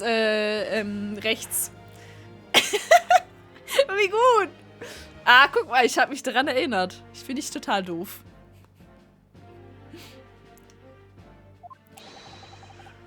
Wie habe ich denn geredet? Scheiße. Former Lieutenant of the British Army here, don't you know? Chaps like me were born ready. Clean crockery, clean cutlery, and clean conscience. His lordship's motto is very appropriate here, I think. Was tut er da? Everything will be stereoscopic in the future! Der meint VR, cool. Absolutely everything. I'm ready for it. Der meint VR. Ja, VR! Also du bist doch etwa ein paar hundert Jahre zu früh, okay? I don't understand it. I can't have left it in there. It's not possible. But could I have? Was? Hä? Was ist ja Morsen? Women indispensable in society. Stop. Female-centric future waits. Stop. Die Zukunft! Ah! Now I have to speak Russisch again. Good day. I am visiting London for sights... Ich kann keinen russischen Akzent. I am visiting London for sightseeing. I would like to take bus to Crystal Tower, please. Bliat! Ich kann auch keinen russischen Akzent. Was soll der Scheiß? Ich liebe es. Warum sitzt der da? Das ergibt gar keinen Sinn. Ich dachte, es werden Londoner dahingesetzt. Warum setzen die einfach einen random Dude hin? Auf der Straße so, du wirst jetzt Juror, bitteschön. Was? Ich bin was? Woher bringt die mich? Ich hab keine Ahnung. Alter. Ja, so will ich auch gucken. Is something wrong, Runo? Oh, not exactly. It's just... I'm fairly sure I recognize these jurors. Almost all of them, in fact. Really? Funny coincidence. Like that to happen from time to time, don't they? But it is quite strange. The jurors have chosen at random from London's 6 million inhabitants, you know. So I've been led to believe. But something tells me I'm being dubbed.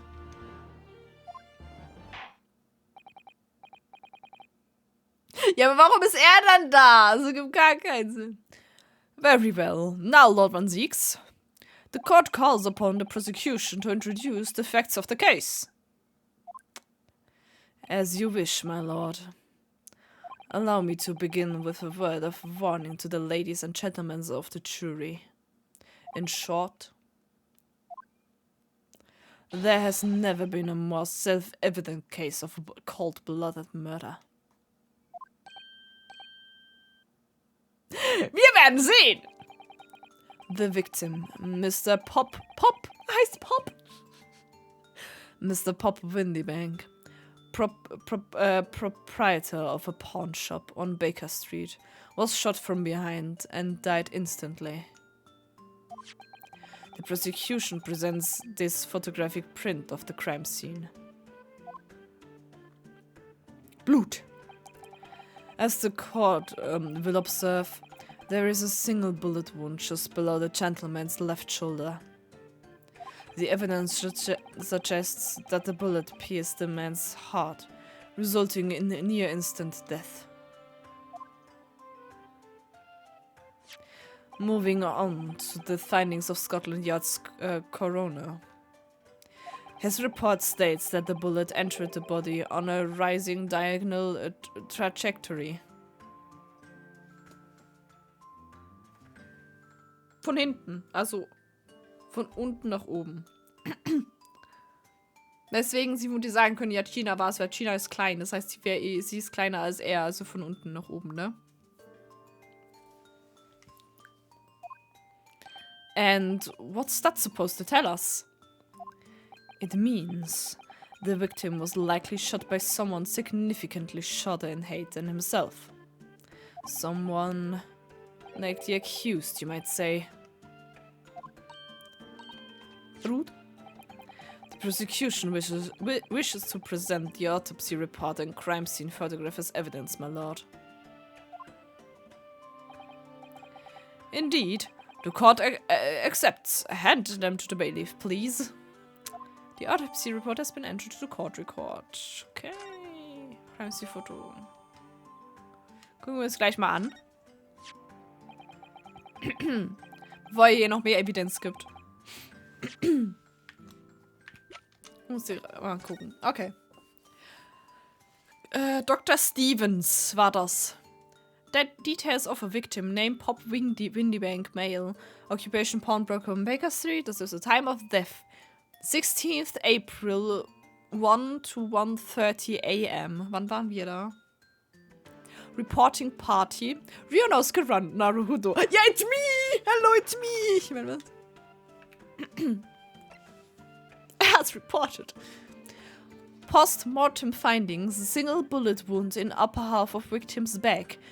No other visible signs of trauma. Autopsy findings, instant death from a post.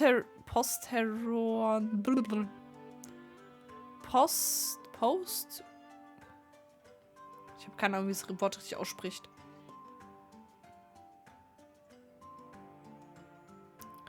Posterior anterior bullet wound to the heart. The bullet entered the body from the back on a gently rising diagonal trajectory. Okay, a gently rising heißt für mich aber, dass es nicht steil war. Das heißt, die Person müsste nicht sehr viel kleiner gewesen sein, sondern ein bisschen kleiner. Egal.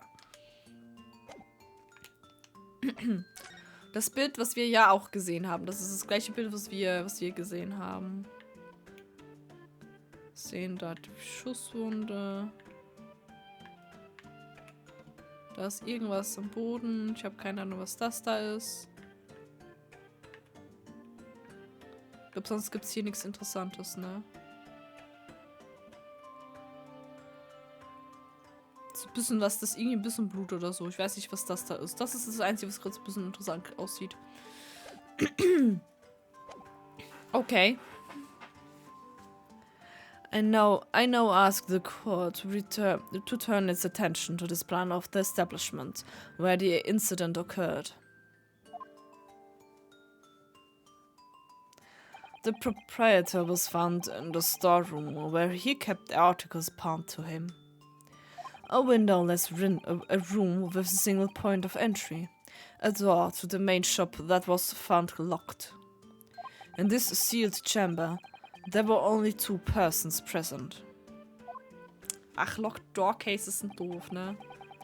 The victim, Mr. Windybank, and the accused.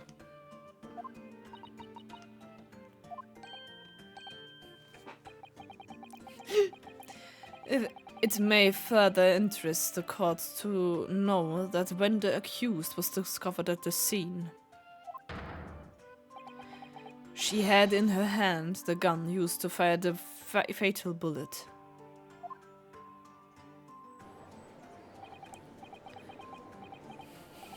Well, the sentence is nothing to say. I can't trigger a pickpocket. She's one of those filthy debts that live in the slums in the East End.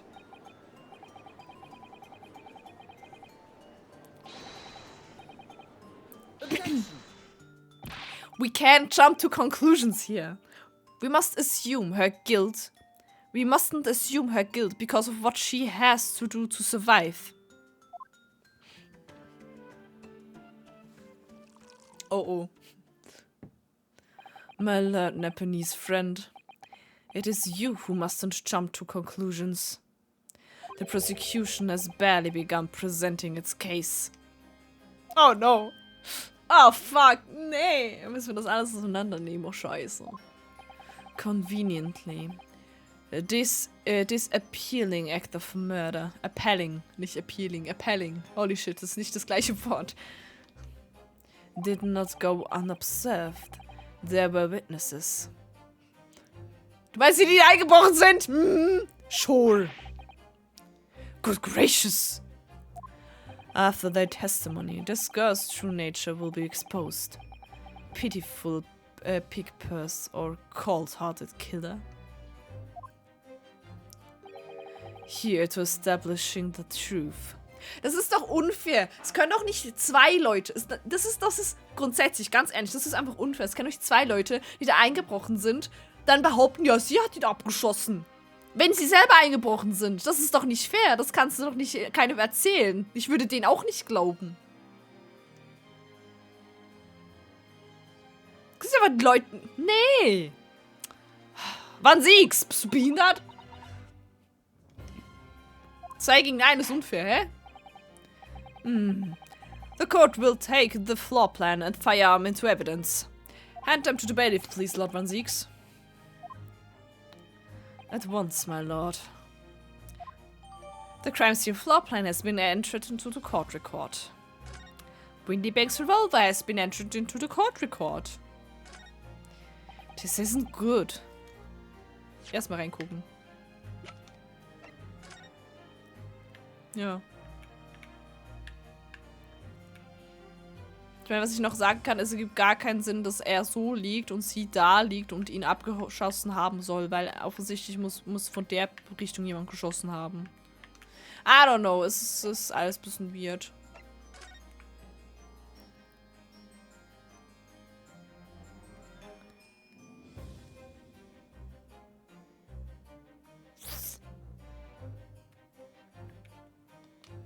Mal gucken.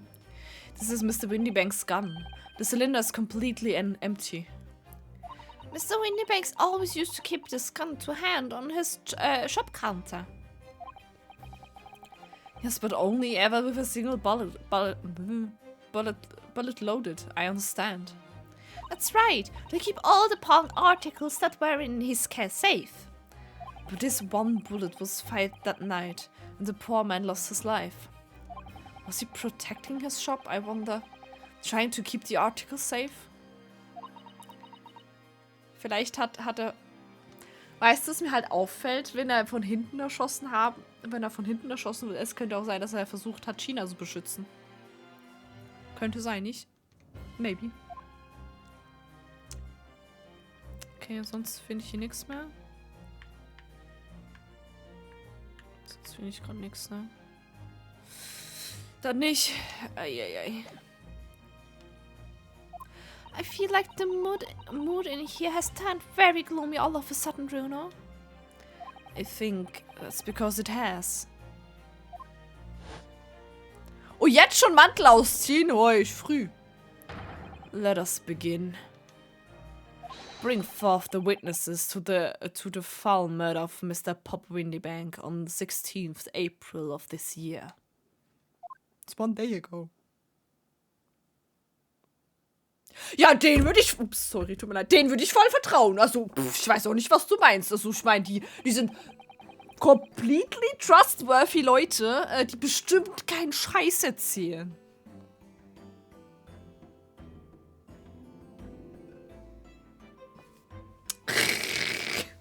Mann.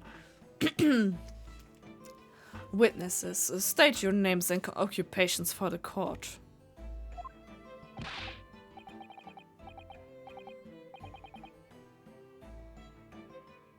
Warum hält der einen Apfel, warum hält der eine Birne? Das sind doch 100 pro Fake-Namen. Names, Nash, Skulkin.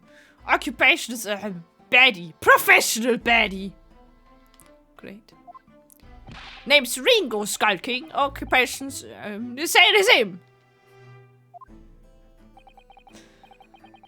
Tobias Gregson, Scotland Yard Inspector.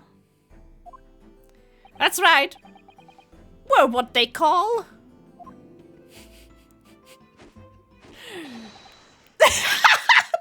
What? The 3 Skulking Provers. Ich glaube nicht, dass Gregson das kann.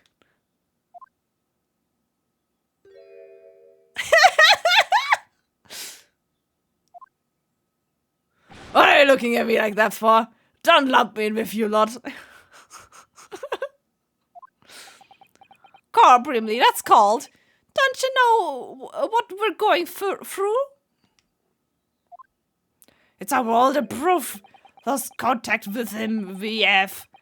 So we're scouring every shady corner of the capital. And then last night, we come across you, the very spit of the bloke. Ain't that right, Ringo? Hey, it's Nash. He is. The very spit of him. Was zur Hölle ist hier los? Lucky Luke hat was, ja. So we decided, and then what we was gonna do, we was gonna call ya. Okay. Big Bro Scully. Big Bro Scully. What? Come on, live it out, you two. Scully Skulkin. And that's before he's run out of chips? Well then, Inspector... Sorry. Mann, well then, Inspector Scully Gregson? Sulky Gregson? No! Beg your pardon, my lord, but the name's Tobias. What I would like to know, Inspector, is what you are doing with in the witness stand. The Skulking brothers are currently under arrest, Mr. Lord, on suspicion of theft. Thieves, are they? These 3? No, my lord, beg your pardon, but please don't lump me in with this lot. Meine Güte. 2 nights ago, these 2 brothers illegally entered an establishment with intent to burgle. And in the corners of their nefarious activities, they became embroiled in a far more sinister crime. By Jove! You mean to say, what an extraordinary coincidence. Ja, was für eine Koinzidenz, dass diese beiden da waren. Kann ich mir gar nicht erklären. Seid ihr alle blöd? Vor allem weißt du, dass sie nicht mal in Frage kommen. Ist doch nicht okay. Sie kommen nicht in Frage. Nö, die können es nicht gewesen sein. Sie haben beide gesagt, es war sie. Was ist das für eine Logik? What the fuck? Ja, ist ja schlimm. Indeed, my lord. While attempting to burglarize the pawnbrokery, they witnessed its proprietor's murder.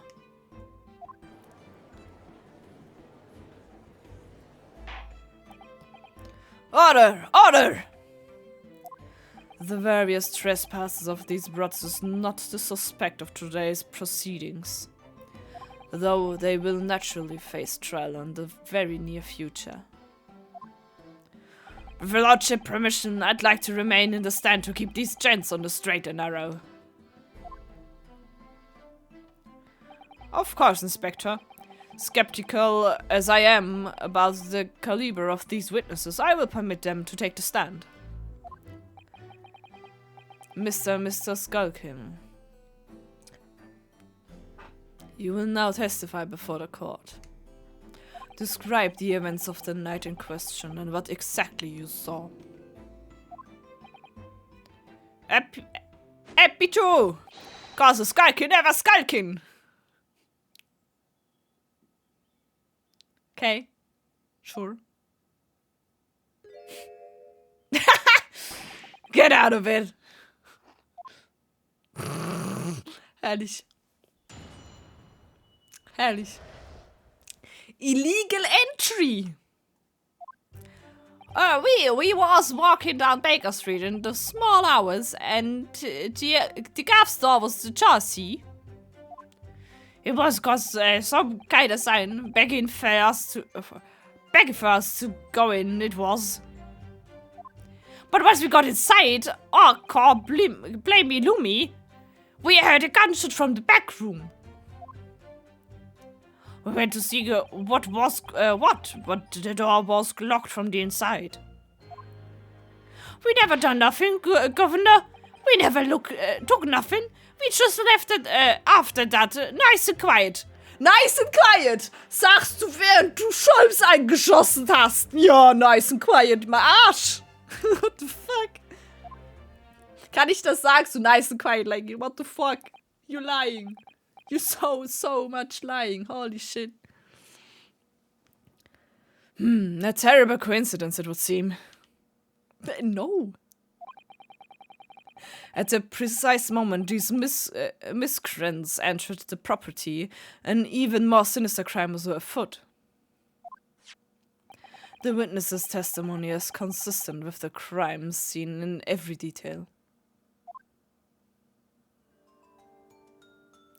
The door providing access to the storeroom from the main shop was indeed locked from the inside, and within only the victim and the accused were found. I must say, it does appear to be an overwhelmingly simple case.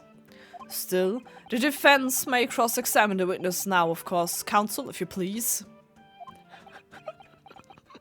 You're like... Counsel? Counsel? Yes. What's the matter, Runo?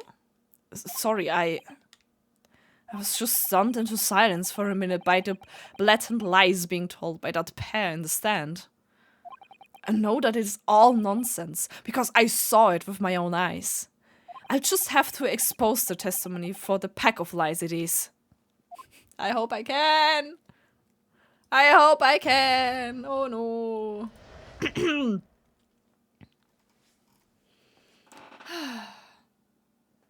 Pressen mir einfach mal wieder auf alles, habe ich gehört. Ich glaube, das funktioniert richtig gut, ne?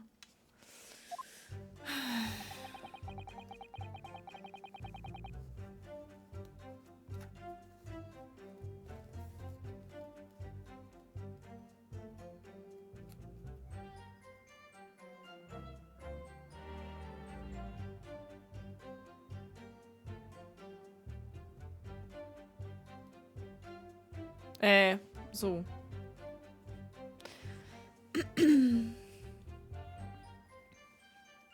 Press ist wo? Da ist Press. Ich war gerade verwirrt, wo Press ist. The front door of Windybanks was ajar, you say? What time of night was this? Ah, it's been about, must have been about 1. Right, Ringo? I'd say so. Right, Sulky. How would I know?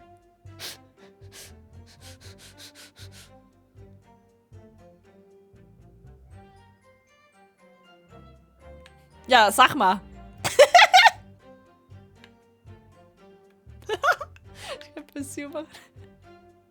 Ja, die haben halt auch, also Masken, weiß ja nicht, das sieht aus wie angemalt. Passen zu mir, sind jetzt alle hier, Eigentlich, ich wär schon tempted, ihn einfach zu pursuen, ne? Einfach so, ja, was denkst du jetzt?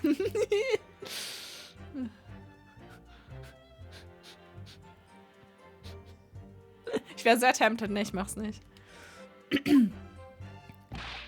How would I know? The place would have been shut at 1 in the morning, just like every other shop in town. Well, it was pitch black inside, it's true. Ain't that right, Ringo? I'm not sure, Nash. It seems to remember a little light burning inside. What about you, Sulky? Me old mucker. Leave me alone. Exit. There's definitely a small lamp burning inside. That's what alerted us in the situation in the first place. And when these gentlemen ventured into the open establishment, the accused, Miss Gina Lestrade, already had the muzzle of the gun trained on the unfortunate victim. Objection. That is pure conjecture. Perhaps, but it changes nothing. These brothers inadvertently wandered into the middle of a cold-blooded murder, simply because they found the door of the victim's establishment open and ventured inside. Right, that's what happened. No, don't believe. Ja. Erklär mal. What are you trying to suggest? That you had to go in? Well, good moves in mysterious ways, they say, don't they, Ringo? They do, Nash, they do. Must have been some sort of coincidence, I reckon. God's will often presents itself as the whim of thieves, does it? It weren't no whim. I'm dead sure of that. It weren't, Nash, it weren't. Like we said at the time. You don't just find doors open in the middle of the night like that. Nah, there's no two ways about it. It was a sign that our long-lost brother was inside. No. They're not very good liars, are they? Well, I can't deny it. It led us to a bloke what looks like our bruv. I said cut it out. Those chips are getting it chomping today. Aya.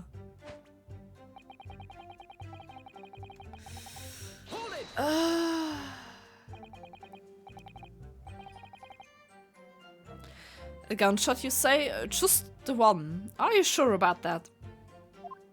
Yep. Just the one, Governor.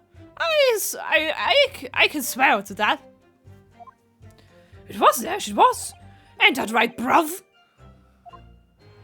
The firearm used belonged to the victim himself. Yes, Mr. Windybanks always used to have to leave his gun lying around on the counter. Right, I remember. When we examined it, we found the revolver was completely out of rounds. That makes sense. Mr. Windybanks always used to say he only ever kept a single bullet loaded. That's true. I remember him saying that as well. So we can say with considerable certainty that only a single round was discharged from the firearm used as the murder weapon. Yes, my lord, we can. And it should remind the court that the firearm in question was discovered in the hand of the accused. Wonderful. Great.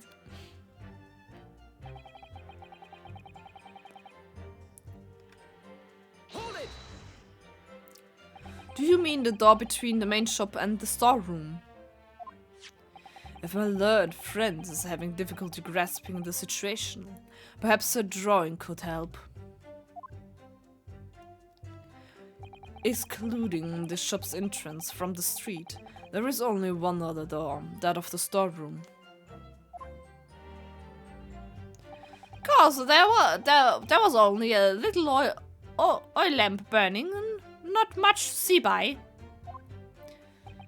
And yet, the door was hidden behind a curtain and all. That's right. When we arrived, the door was mostly obscured by the curtain. Tell me, why exactly did you try to open that door? Eh? Any normal PT thief would run at the sound of a gunshot, I should think. Oh, well, your turn to Rabbit Dingo. Well, Nash, yeah. Suppose you'd have to say we ain't normal, eh? Broadly speaking, humans respond in one or two ways on hearing a gunshot or scream. The timid flee, gripping by fear, while the courageous investigate to see if they might help. Klar, die wollten helfen. Sure.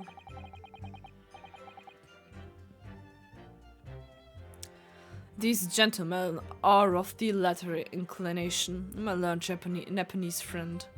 It would seem it is the former. Alright, somehow I just proven that I was a coward that night. Aber ist doch den anderen nachgerannt. Mega cowardly.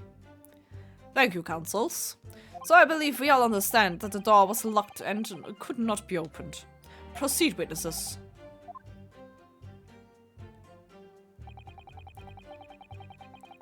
Nice and quiet, yeah, no. You didn't do or take anything. Is that your story? Well, it was bedlam soon as weren't it?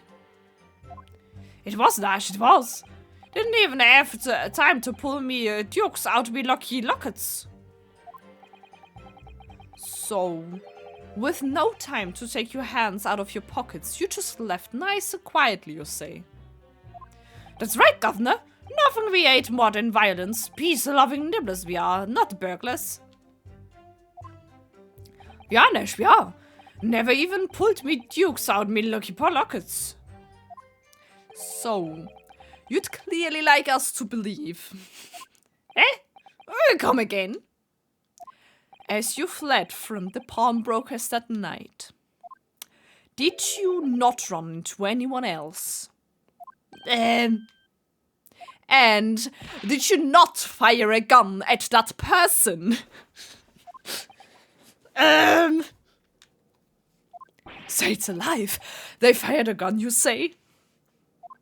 Ah! Blamey Governor! You are telling us it was you in the doorway? It was. Don't lie to me. White bleeding Nora.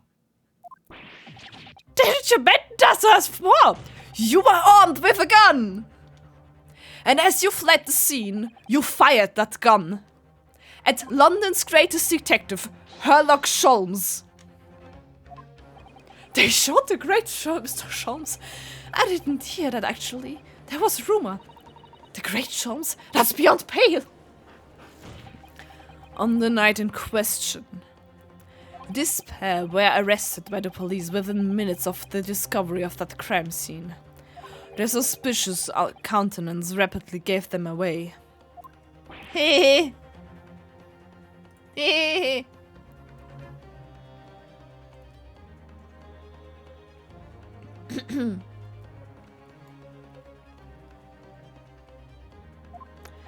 And when scarced, a firearm was indeed found in their possessions. Furthermore, the barrel shows signs of a shot having been fired from it. The prosecution invites his lordship to examine the firearm recovered from these brothers. Great. Yes, indeed. Remnants of powder around the muzzle, as you say, counsel. Beep, beep, beep, beep, beep, beep, beep, beep, beep. Ich mein, was? The court will hold this weapon as evidence. The Skulkin brothers' gun has been entered into the court record. Dankeschön. Das angucken. Now, my learned Nipponese friend. Mal angucken. Fuck you, ich muss jetzt das angucken.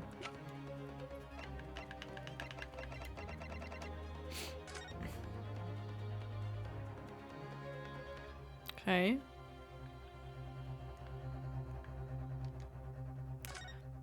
So, there's ammunition still loaded in 5 of this revolver 6 cylinders. Ah ja! Bringt einfach die geladene Waffe da rein. Easy peasy. Yes, which tell us that only a single shot has been fired from it. Exactly. The bullet that hit Hurley, in fact, isn't it? Yes, it happened almost as soon as we'd walked in through Windybank's store. I'll make those brothers pay. Gut. Ja, hat's auch nichts zu sagen. Okay, wir haben 2 Waffen. Yes. Here's to you successfully presenting the evidence.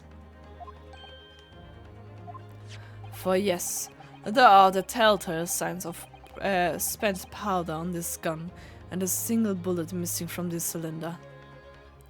The prosecution demands evidence that it was fired at the scene of the crime under scrutiny in this trial. Objection. Ja? Was? Doc, hallo! Hallo, Doc. Dankeschön für 8 Monate. Whee! Hello. Well, I don't need evidence. You do. Wir haben doch Evidence. Wir können doch zeigen, wo der Schuss hin...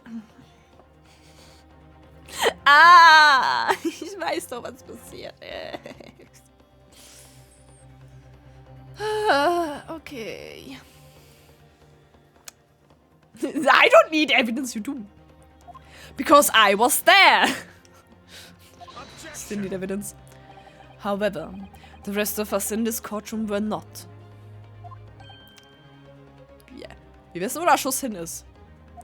If the defense fails to provide evidence in support of its rash claim, we shall have no choice but to toast your incompetence and move on. Alter, Junge! No! Hallo? What? Also ich meine... Evidence that these two fired that gun before they left Windybanks that night. Hab ich?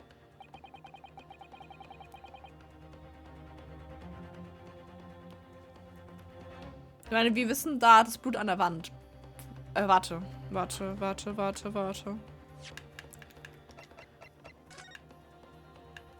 Es sind Bilder. Es sind Bilder! Nice. Okay, wir können das zeigen. Das grüne Blut ist 100 pro Scholms. Aber da, wir haben den Beweis. Ein Schuss wurde gefeuert. Okay. Wir haben Beweise. Gut.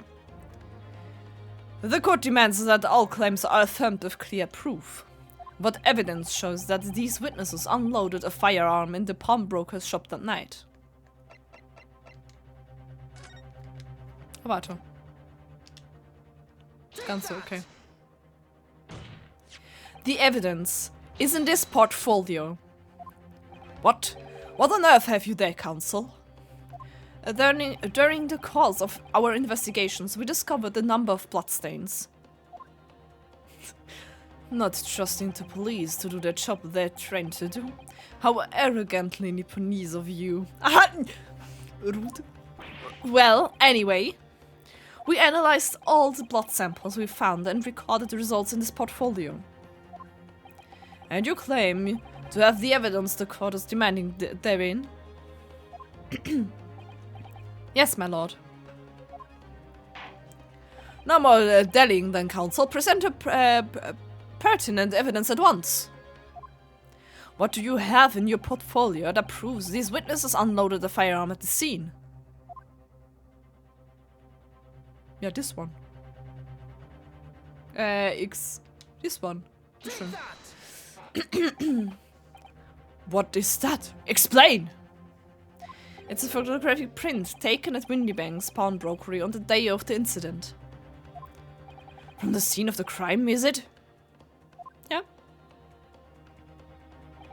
Is that a bullet hole?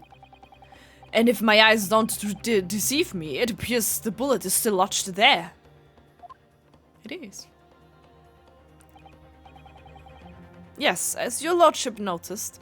Was ich mich frage, haben die beiden Waffen die gleiche Munition? Weil dann hätte man auch einfach die Munition aus der Waffe klauen können, mit der anderen Waffe geschossen haben können und die nachgeladen. Theoretisch. Muss nicht sein, vielleicht ist es überhaupt nicht so passiert. Who knows? The bullet pierced Mr. Windybank's calendar. The date showing being the 16th of April, the very day of the pawnbroker's death. The incident occurred 1 hour after midnight, but this indicates that a separate shot had been fired sometime after the calendar had been set to the 16th. That's right, and while it isn't irrefutable, the defense believes this is credible evidence that the witnesses did fire a round from their gun at the pawnbrokers that night. In the pawnbrokers.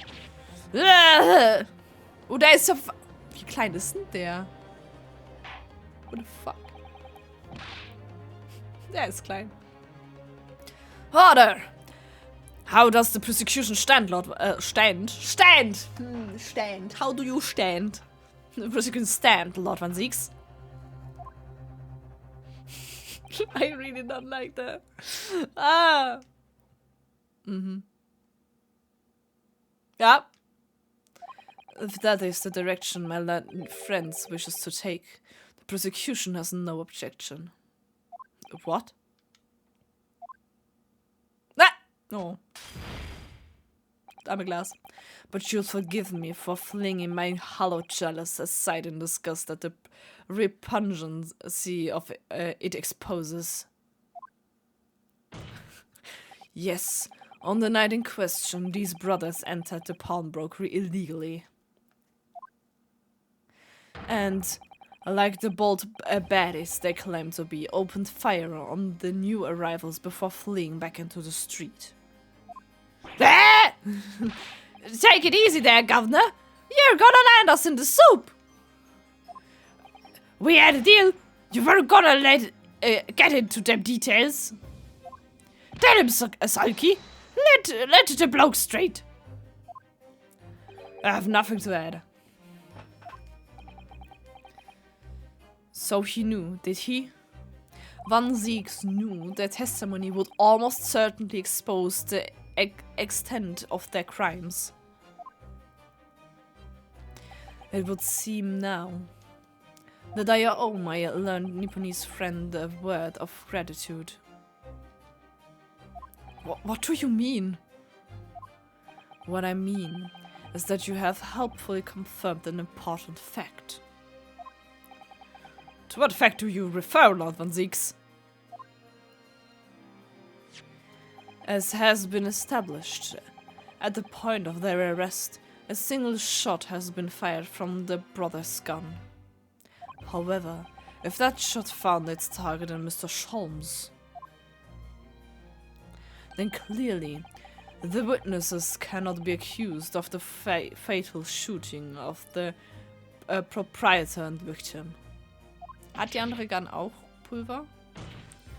In other words, these two men have no material connection to the murder of Mr. Windybank at all. No, they...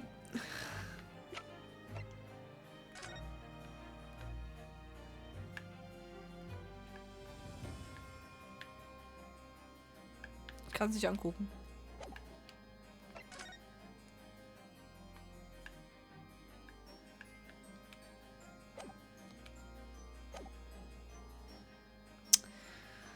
I don't like it. So that's it. The fuck? That's it? We didn't have nothing to do with it. We didn't, Dash, we didn't. That's what I reckon. Your crimes include unlawful entry, intent to steal, perjury, and let us not forget attempted murder. Quite a catalog, eh, fellas? We're in for it now, bruv. Now then, let us take a moment to consider the aforementioned great detective, Mr. Sherlock Holmes. It would seem the man patronized the pawnbrokers in question somewhat irregularly. Where's he going with this? Mr. Sholmes appears to take pleasure in tinkering with eccentric machinery. Eccentric? Says who? Beleidigt. Not me. Don't give me that look. He installed a pair of machines like this one in the victim's shop. Oh! That's one of Harley's red-handed recorders. What is it, Counsel? It has the appearance of a photographic contraption. As your lordship has surmised, it is indeed a camera attached to a small timing device. Every half hour, it automatically photographs the interior of the establishment. The idea being that if a thief were to break into the shop, he would be caught red-handed. Alter, das Stack! Oh no! Dazu zwei Bilder, scheiße. The prosecution has obtained the photographics taken by the device on the night in question. Great.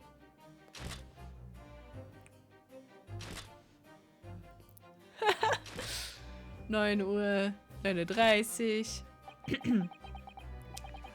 As the court will observe, obvious identical prints are produced in a quite desultory fashion.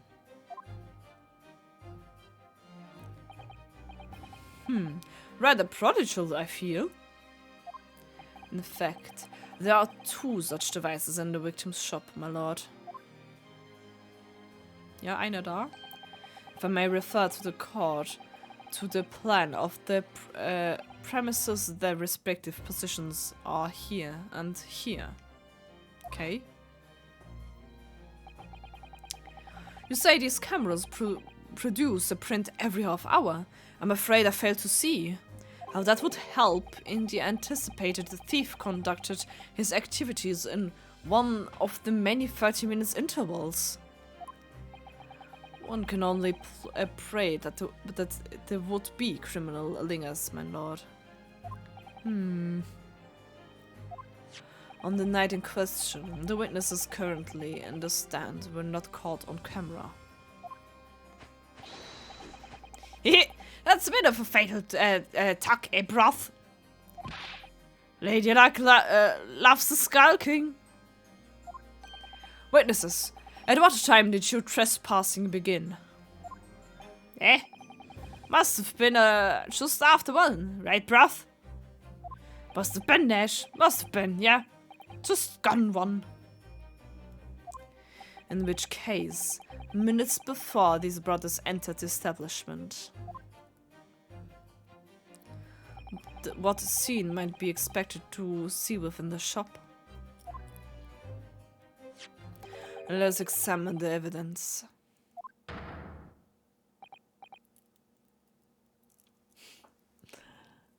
Ah! Das ist noch gut. Ah! Scheiße. Okay, sie hat ihn bedroht für... Mach auf, ich will gucken, ob es da ist. F. Big F. Ah, okay. Das ist nicht gut. Das ist gar nicht gut. Wie viele Parts hat dieses Trial? 5, 6? Keine Ahnung. Good Lord. It's a defendant. Miss Gina Lestrade. Scheiße.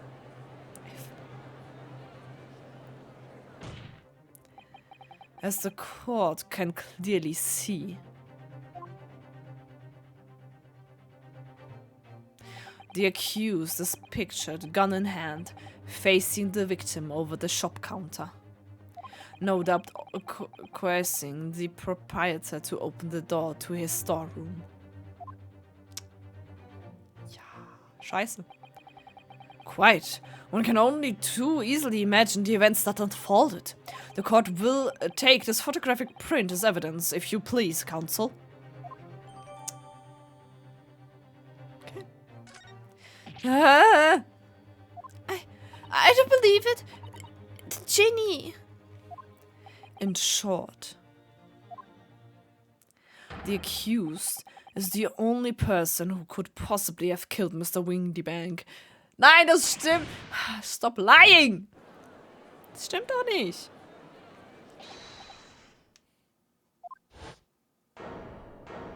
I say, my lord. I say, my lord. Whatever might put in a word at this point. Go ahead, Mr. Foreman. Took a body bullet to the knee in the Battle of Mayvent, 1880. Don't you know? Decorated for it and all that, but forced to retire from service, sadly. Cause a medal can never outshine the exploits of chaps like us on the battlefield. Yes, Mr. Foreman, and what exactly is your point?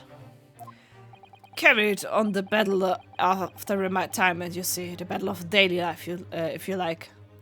And here I am now, leading the small squadron, 6 men, all good and true. And we'll all go down together, you mark my words, one of us all, and all for one. Und?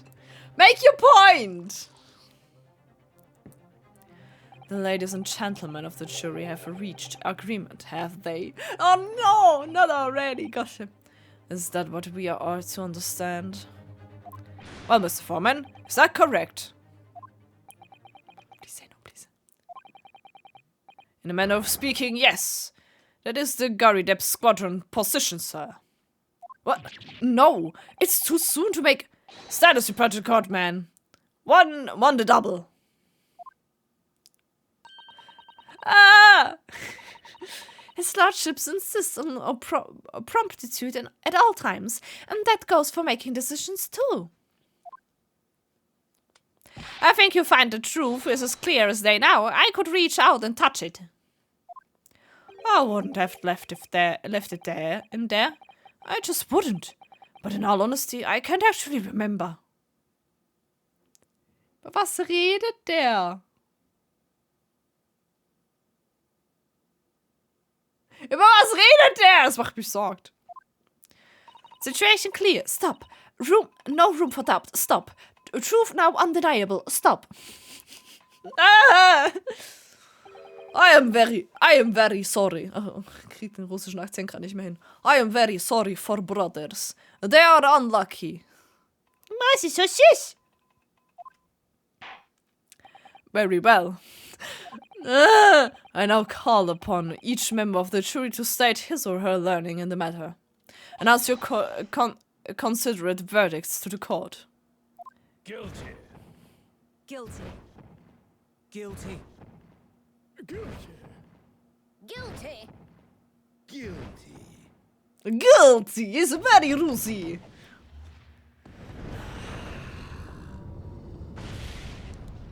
Ah, wir haben doch gerade erst angefangen.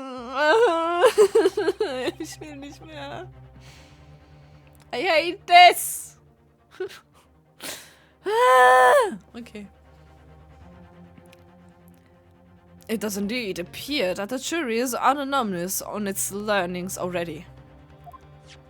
That photograph. It must be the definitive evidence that Gregson mentioned. But Ginny didn't shoot him. No, of course not. My lord. The defense wishes to assert its right to a summation examination. Natürlich. I already hate this, like, oh no.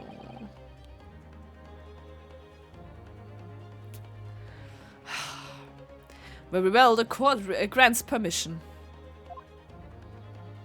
So, you refuse to admit defeat again. How unsurprising. Probier now. Ah! We shall proceed immediately with the summation examination. Mr. Foreman, are all members of the jury ready? Absolutely, sir. Always ready for action, my chaps. Very good.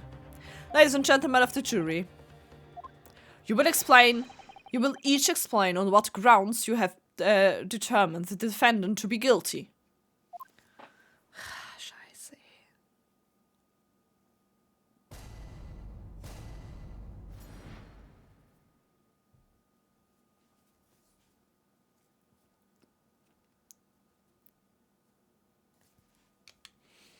Okay. All the evidence clearly points the fingers of guilt at this young pickpocketeen. As a housemaid, I should like to see all filthy eyesores promptly and rigorously eliminated. Alter! Können die einmal einfach nicht sagen, warum? Und nicht einfach irgendeinen Scheiß labern, den jemand interessiert. Das ist so schlimm. Okay.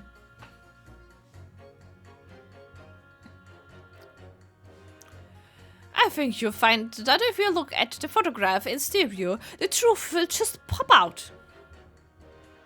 Okay. If I have left it in there, I should think there'll be repercussions by now. Junge, was? Might made up. Stop. Global radio transmissions of verdict to follow. Stop. In Motherland, we have never judged by clothes, judged by head. I am convinced brothers are innocent.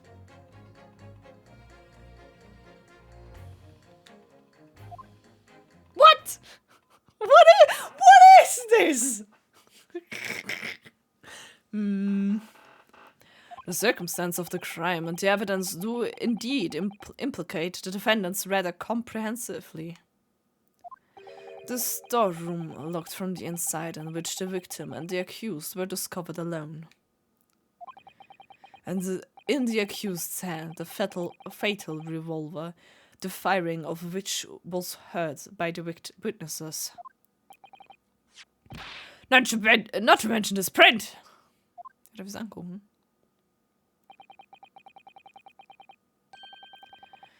Take it from a chap who's seen action on the battlefield. That young girl's on the verge of pulling the bully trigger. Ja, in die Luft. Das ist so scheiße. Hallo Kitty. Ich hasse es. Okay, fuck. Was machen wir? Thanks a lot, Mr. Sholmes. Oh dear. Halley's cameras were supposed to help, not hinder. Tja, das ist nicht gut. Kitty Plus? Was ist das? Mehr als Kitty? Kitty Plus. Kitty Plus ist jetzt mehr Kitty. Für dein Zuhause. Kitty Plus. Ich meine, was? Kitty Plus, nicht? Also.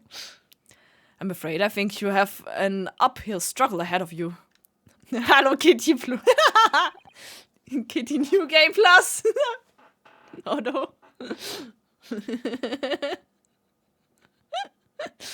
Bayern Plus ist doch jetzt Plus. Nice. Oh, ist alles Plus hier. Viel Plus. But Gina didn't shoot Mr. Windybank. Which means There's more to this situation that we've yet to see. Ich habe keine Ahnung, ich weiß nicht. Kann ich das angucken? Ich habe keine Ahnung. Agreed. You have the floor, Counsel. Proceed with the Summation Examination. Ich mache dann einfach Autoplay rein. Kann ich einfach Autoplay reinmachen und soll einfach selber spielen. Ich finde schön, dass Gregson da im Hintergrund steht, ne? Gregson! Ist ja anstelle von Stopp immer Plus. The defense rebuttal. Ja, also dein Grund ist, ja, evidence clearly points the fingers to the guilt. Mhm. Einfach alles pressen mal wieder. Ja, das ist von mir aus ziemlich klar. Das ist mal wieder ein mega aussagekräftige Aussage, also mega aussagekräftig. Warum denkst du, ist die Person schuldig? Ja, aller Dreck gehört eliminated.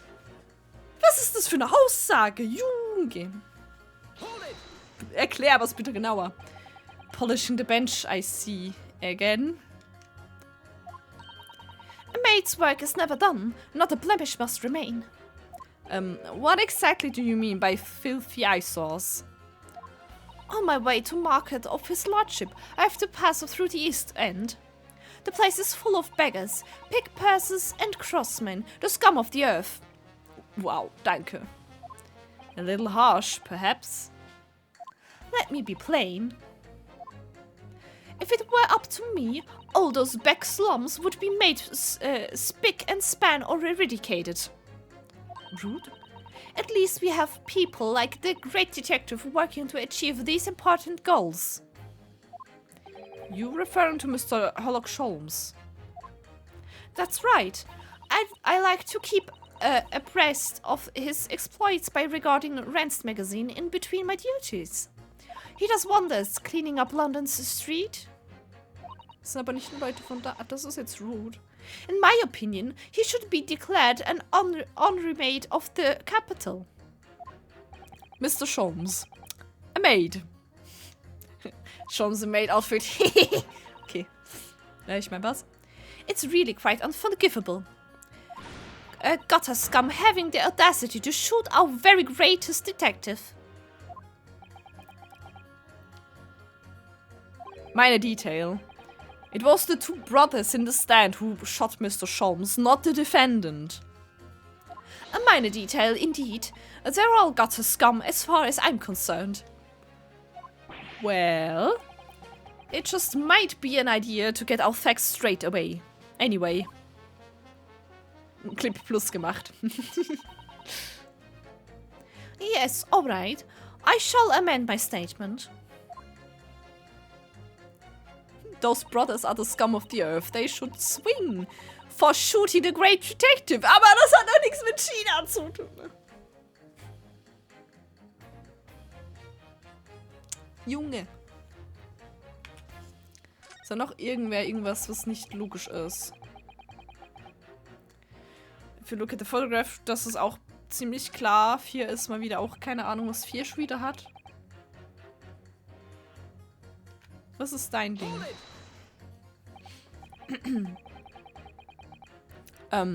What exactly have you been muttering about all this time, sir? You keep talking about having left something somewhere or something like that. Ja, einfach die... keine Ahnung. Oh, so sorry. As you can probably tell, I'm a surgeon! Ah? A surgeon? That's totally passed by me. Of course. People conducting surgery in this country aren't considered to be doctors. Oh no.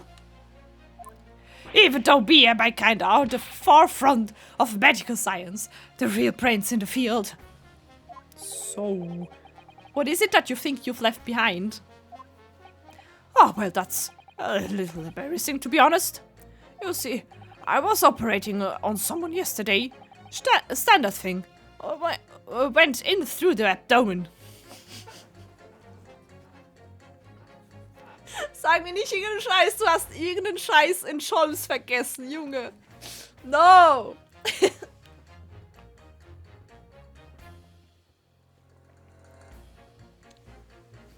Ja, ich hab hier die Klemme vergessen oder so, keine Ahnung. But when I finished the procedure, I couldn't find my scalpel anywhere. Ich hoffe, ich bete einfach, dass Scholms es geklaut hat und nicht. Please don't tell me he's... What? Did he? Surely not. Exactly. Surely not. You say to yourself, don't you? Worrying, isn't it? Ich habe keine Ahnung, was passiert, aber ich mag Kanalpunkte. Ja, du kommst ein bisschen spät rein dafür. Also 3 Streams zu spät. 4 Streams, ich habe keine Ahnung. Wie lange geht dieser Fall schon? Also im Prinzip, warte, ich erkläre dir mal kurz mein Code-Record. Ich erkläre dir mal kurz, People. Also, das ist Sherlock Holmes. Ganz offensichtliche Name, das ist ein Detective. Wir sind in England. Dieser Typ wurde umgebracht. Das ist unsere... Wir verteidigen sie. Alle denken, sie hat ihn umgebracht. Wir sind dafür, dass sie es nicht getan hat. Irgendeine der beiden hat ihn angeschossen. Und wir waren dabei. War lustig. Und wir müssen jetzt beweisen, dass sie es nicht war. Aber es ist ein bisschen schwer gerade. Wie ich so merke. Weil wir tolle Bilder haben. Toll. Ah, das wird witzig. Wenn du reinguckst, ja gut. Ja, und wie gesagt, ich glaube, das ist jetzt der 3. Stream von dem Fall. Also, ich war erstmal auch selber wieder verwirrt, was los ist. Okay, aber das hat gar nichts mit dem Fall zu tun. Could I really have left my scalpel inside the fellow's belly? No, of course I couldn't. Ich hoffe nicht. So, there you have it. Like I said, a little embarrassing, really. That's one way of putting it. The other is manslaughter. Ich hoffe mal nicht. Ich meine, was lustig ist, ich glaube, der Teil hat das Autoplay, was er da hat.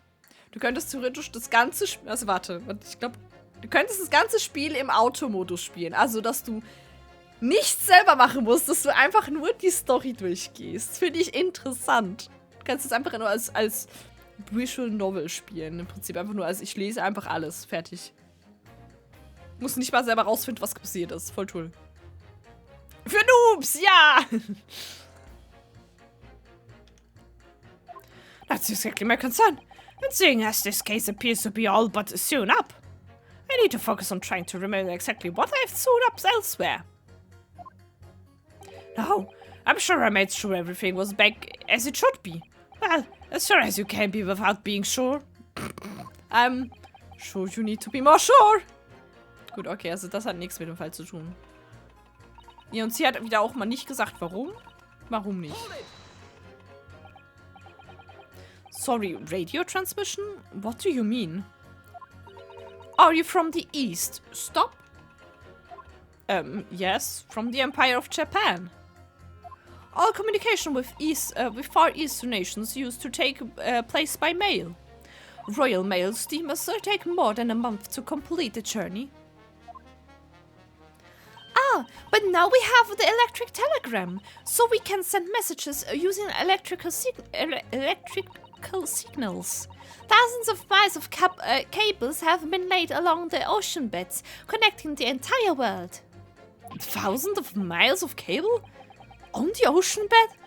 It makes my head hurt just thinking about it. You're well informed, young lady. But cables will soon become a thing of the past. Stop. Just when I was starting to catch up. Alter!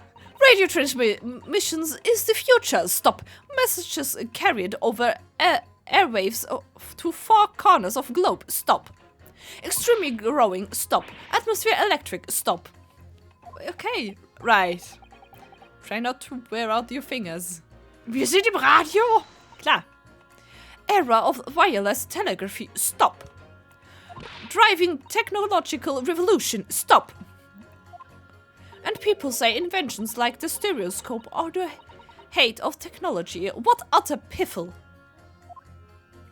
I can't understand it. I really can't. They're just silly toys. Und was?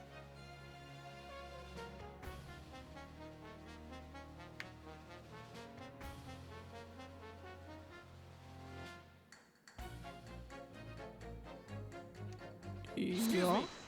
Was hast du dazu zu sagen? Juror number 3. Sorry to interrupt when you're obviously fuming, but... What? Do you perhaps have something to say about juror number 5's last remark? As if I couldn't guess. Oh, you better do. Say that again. Go on. I dare you. Goodness. Are you talking to me? I think it just might be, yes. You think stereoscope are just toys, do you? Huh? Absolutely. I mean, really. A machine to view photographs in 3 dimensions? Why on earth would you not just use your eyes to look at the world around you? It's all 3-dimensional. Das ist jetzt eigentlich eine Discussion zwischen VR ist voll geil und Real World. Oder wie? What a great way to appease the man. No, I'm sorry. Stereoscopes are of no practical use at all. Nummer 5 feuern, klar. You just don't know. Pardon? I think you'll find that viewing a photograph through a stereoscope can unlock all sorts of possibilities. Ich glaube, das müssen wir in dem Fall machen, ne? I'm obviously going to have to demonstrate. What sort of possibilities? Well, take a crime scene, for example. If you had a pair of photographs from the crime scene that you could view through a stereoscope, it could reveal hidden clues you'd never even noticed before. What? Das ist ein guter Point. Have you got any, Runo? Any prints we could look at with a stereoscope, hab ich?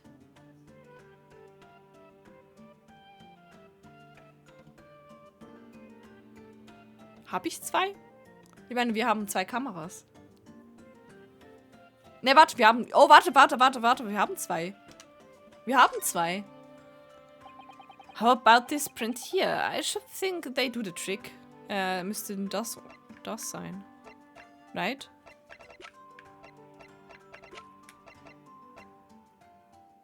Welches muss ich dann geben?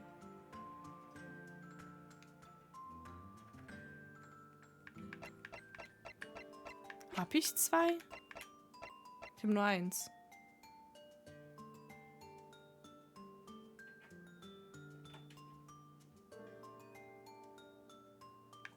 Ich habe nur 1.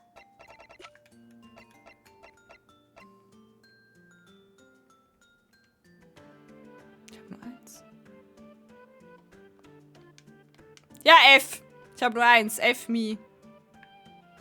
Die da kann ich gar nicht geben, weil ich die andere Seite theoretisch, aber ich habe nur 1. Ja, wie komme ich denn noch ein zweites? F?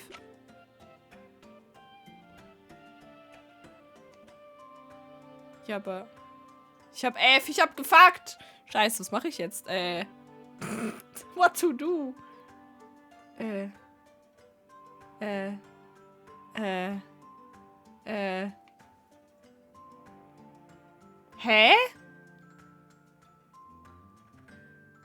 Ich bin verwirrt. Soll ich in den Guide gucken gehen? Ich bin verwirrt, weil ich hab nicht 2 Bilder. Aber es war so klar, dass ich irgendwie das machen muss. Okay. Ich meine, das ist 1. Ich habe nur ein Bild.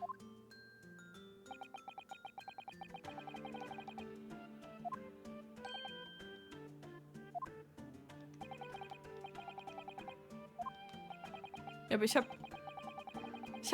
kein anderes.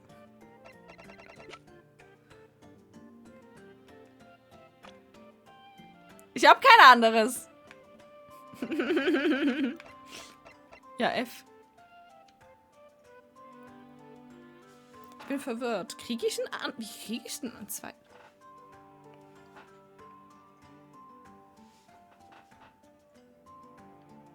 Ha! Nur das Foto. Okay, gut. Das können wir offensichtlich... Vielleicht müssen wir das später machen. Ich weiß, wie das wird. Danke. Okay. Ja. Ich habe nur 1. Ja, ich weiß, wie es funktioniert. Danke. Komm jetzt, Cat. Ja, aber das ist ein Klon. Das Foto, klar. Ja.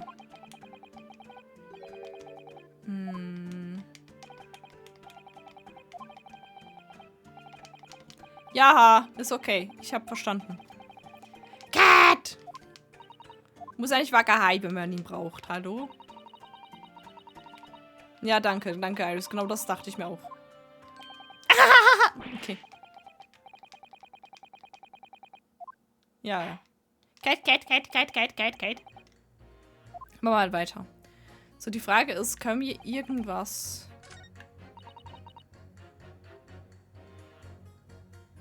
Also was auf jeden Fall der letzte... Warte, der letzte...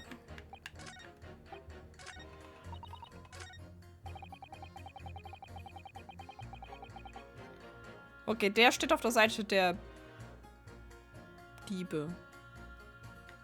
Kann ich die gegeneinander aufhetzen?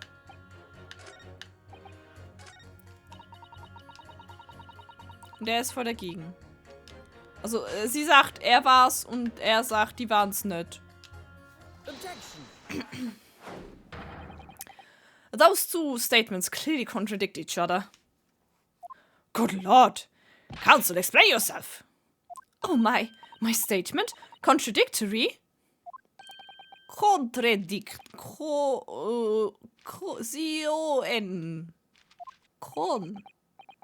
Drawer number 6. You've got the wrong end of the stick.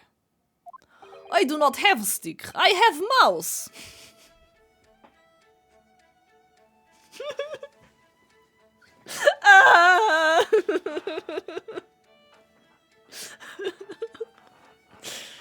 Warum sind die Leute so behindert, ey? Meine Fresse. Das sehe ich. As Juror number 2 said earlier, when the Skulkin brothers fled the scene of the night in question, they fired a shot from their revolver. Yes, they shot poor Mr. Sholmes in the abdomen, I understand. Surely you're not going to tell the court now that you didn't hear. Er versteht einfach nicht. Abdomen. Sir? Sorry. My English is still learning. You are telling the court, didn't you? You didn't hear? Forgive me, I did not hear. Great. Here is word. Abdomen. Part of person's body containing stomach and other vital organs. Is this what you mean? You should say in plain English. I am Russian, not native speaker. But who thought it was a good idea to let this man be on the jury again? Das ist ein russischer, was war das? Das war ein Rebelle, der das Land verlassen wollte. Der ist geflohen. Von Russland. So far we know. So.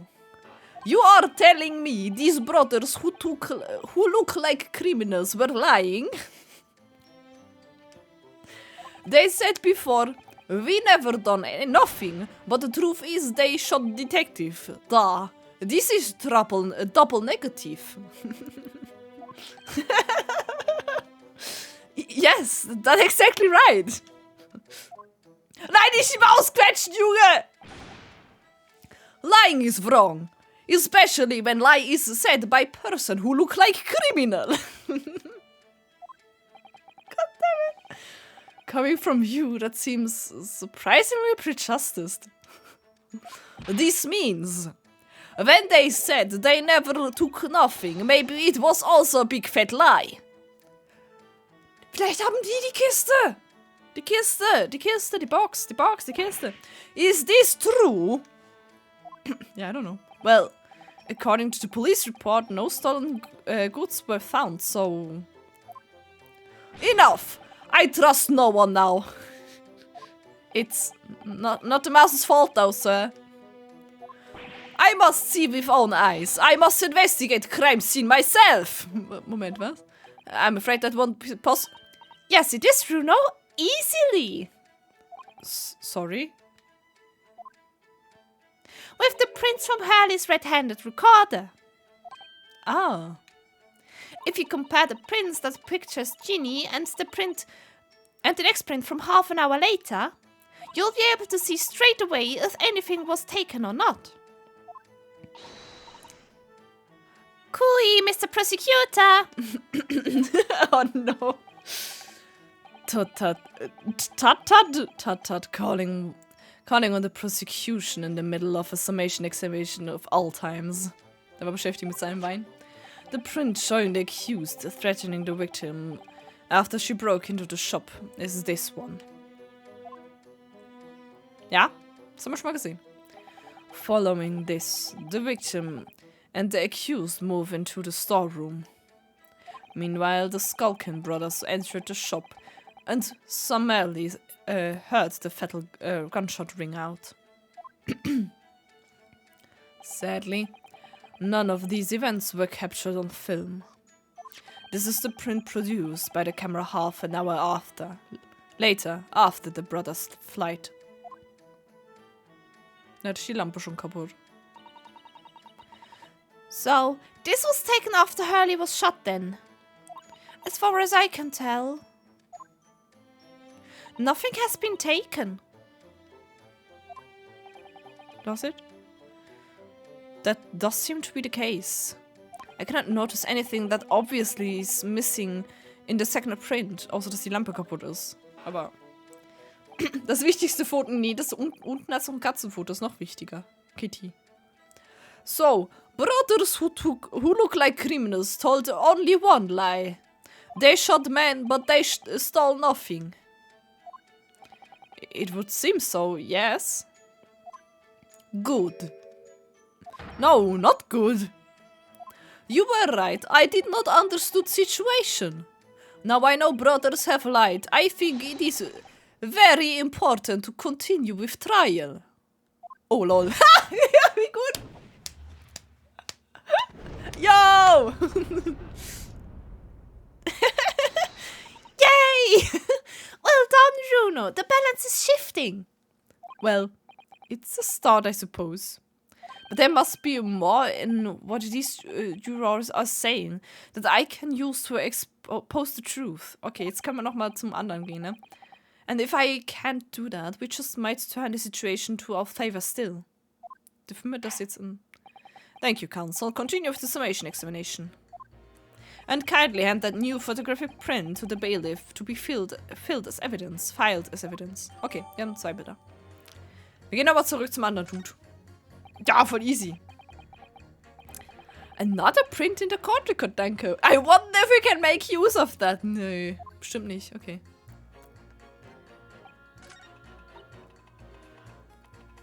Press. Press, da. Boah, wir gehen einfach kurz schnell durch, ne? Wir müssen ja nicht nochmal alles lesen, das haben wir schon mal gehabt. Dabdi-du.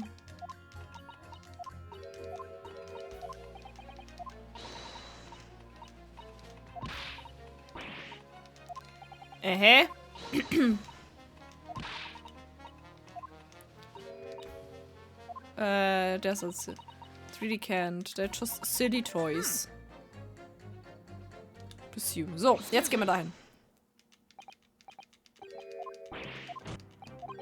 Bla bli bla bla bla bli bla. Hey, ja, das ist das Mühsame, wenn man was falsch macht und alles nochmal machen muss. So, now tell me.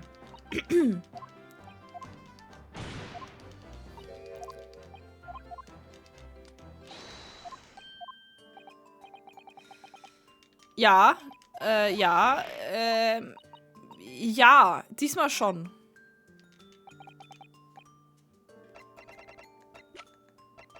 Also wir haben einen Eimer. Ein Bild. Okay. Bis gleich, Kitty. Okay, then, rule number 3. Are you saying you can do this with any 2 suitable photographic prints? Of course I can. Very well then, I'd like you to demonstrate. I'd be delighted to. Just give me one more print. This one. Alright. These 2 prints were both taken with the same camera in Windybanks on the night in question. Was Hebo? Yes, I see. Tell me, Mr. Lawyer. Do you know how stereographic images work? Do you understand the principle? Yes. Well, I think so. I did have a lesson only yesterday. The left and the right eye images need to be the same, only with a slight shift in the positions of some objects. Then, when your brain merges the 2 images together, inside your head it notices the shift as if it were depth. Yes, exactly. It's that small shift between certain objects in the 2 pictures that's really important. Achso, du bist wieder da. Hallo, Bayern. Du bist weg? So, what happens if you use 2 photographs that are exactly the same then? No, obviously that wouldn't work at all. Not for seeing the scene 3-dimensional anyway. Oh! Oh! Of course! Now I see. I think the young girl has discovered the secret. I have! Can you uncross your eyes before you tell me? Have another look at these 2 pictures from Hurley's camera, Runo. Go on. Okay.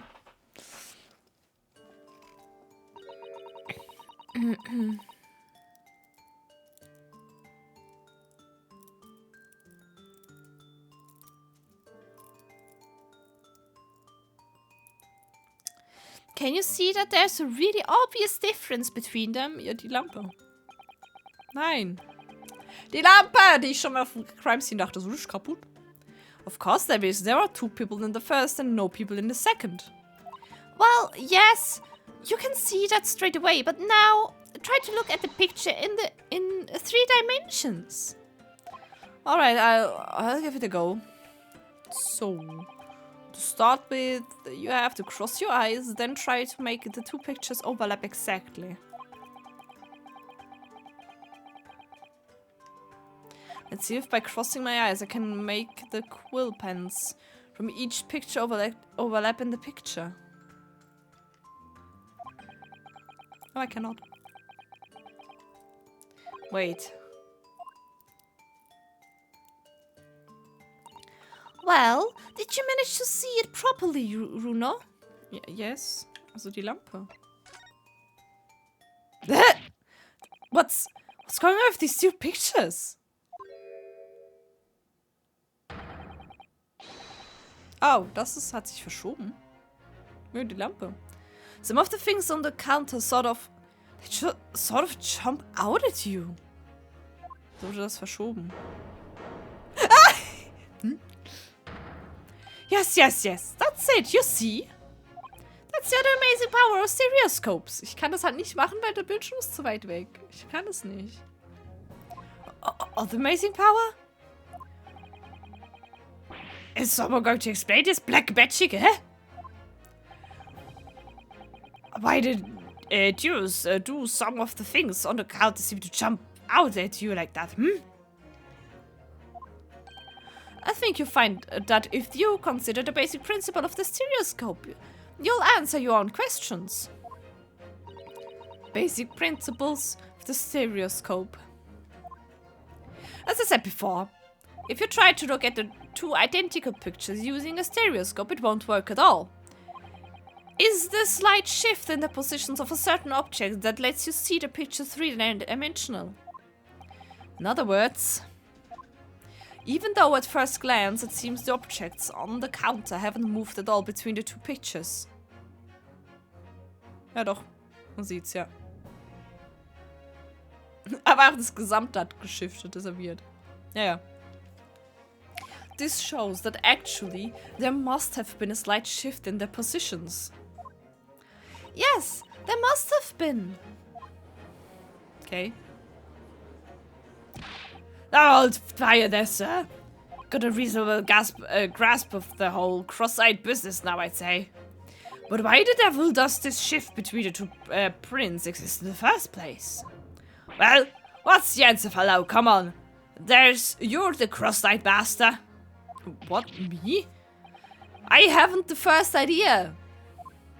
You know, Runo, it's quite simple. It is?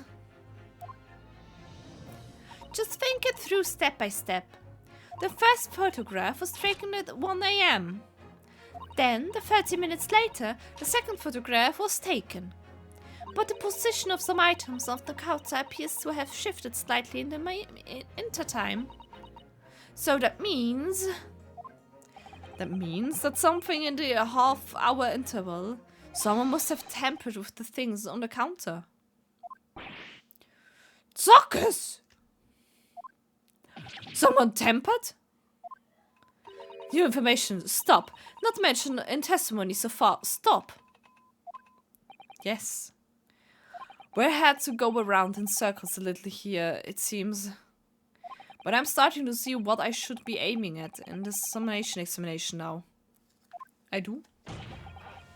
Ladies and gentlemen, the question now is clear. We know the items on the countertop were moved, but by whom?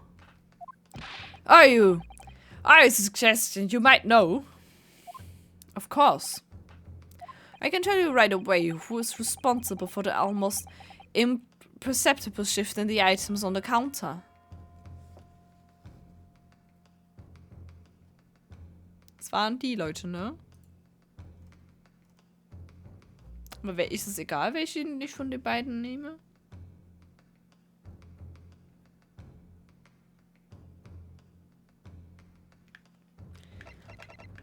Ist es egal, welchen wir nehmen? Nehmen wir einfach mal den, keine Ahnung. Die ersten. It was the witness currently in the stand. Das ist... Ah, okay. Es ist egal, welchen man nimmt. The Skulkin Brothers. Wait! This does not agree with what brothers said in testimony before. They said they did not even have time to pull dukes from lockets. My phrasebook says dukes is meaning hands, and Lucy lockets is meaning pockets. But is this another lie? Is this what you are saying? Yes, I'm afraid so. No, now hold on there a minute. You can't be sure of that. I quite agree. The accused is a common pickpurse after all. It's perfectly possible that she went through the things on the desk to see what she might steal. I think that's unlikely. And why exactly? As you can see from this photographic print, the defendant was pointing a gun at the victim. Well, not really. It would seem, as my learned friend indicate, that she was coercing Mr. Windybank to open the storeroom door. In other words, Miss Lestrade's interests lay within the storeroom, not in the main shop, giving her no reason to touch anything on the counter. All of which points to one thing. The Skulkin Brothers have omitted key facts in their testimony. Oh, die Musik. But the accused is a pickpurse, common gutter trash. Why look any further into the wrong door here? Because the Skulkin Brothers are thieves, madam. No better, in fact worse than a pickpurse. I believe that these brothers were looking for something on the victim's counter that night. Ladies and gentlemen of the jury, if you would condemn the defendant on the grounds that she's a pickpocket, would it not at least be right and proper to thoroughly scrutinize testimony given against her by two thieves? Well said. I, for one, would like to hear more of that shady pair. Yay! Mit dem Kopf. Bonk. Can you see now? I think you'll find stereoscopes aren't playthings. You've seen their extraordinary potential firsthand. Whee! Wholeheartedly agree. Stop. Must purchase after trial. Stop. Will return home via Regent Street. Stop. Okay. Good. Well, it would seem this trial has yet to run its course. The ladies and gentlemen of the jury have declared their inclinations via the mighty scales of justice. I hereby call this summation examination to conclusion, with the balance altered in the defendant's favor. 2 lean to guilty, 4 lean to not guilty. Accordingly, the jury is without consensus. And I order this trial to continue. Yay, well done. Oh, by the way, What? you should hold on to this, Bruno. You never know when it might come in useful. Twice in one trial would be unusual, surely, but alright. Okay. Lord Van Zieks, you will instruct the witnesses that the court demands additional testimonies from them. I'm sure it won't spoil the bouquet to do so, my lord.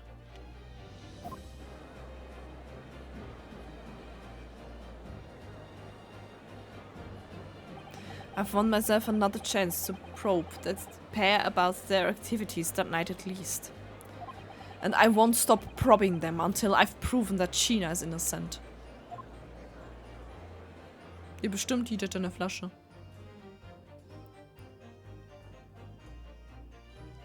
Ich möchte ihn gerne mal wirklich schwitzen sehen. Nicht? To be continued. Ohoi. Safe. Yes.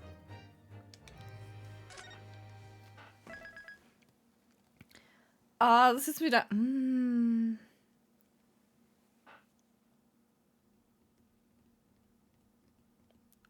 Das ist wieder schwer. Wir müssen jetzt wieder an einem Punkt. Fange ich jetzt nochmal ein neues an? Oder nicht? Das sind erst 3 Stunden. Schwierig.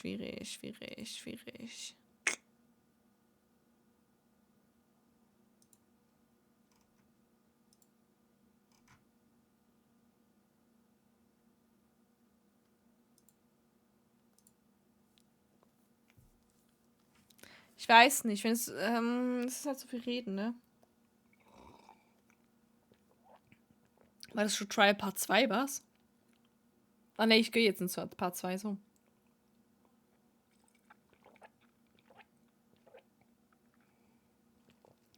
Hahaha. Anstrengend. Anstrengende Strämen sind anstrengend. So viel labern.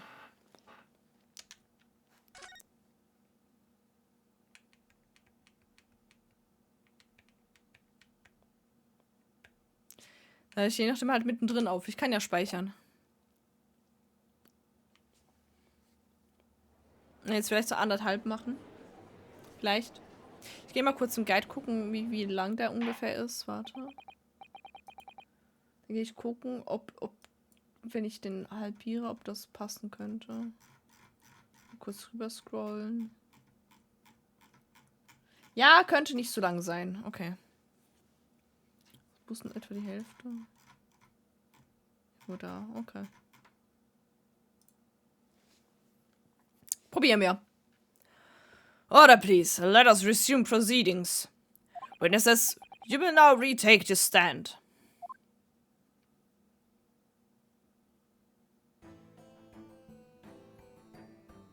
Hä? Beschwitzen sind sie. I presume you heard the defense counsel's summation examination. Oh, yeah, Governor. I did, Gov. I did. Mr. and Mr. Skulkin. God, blame me. This is going to be hard work.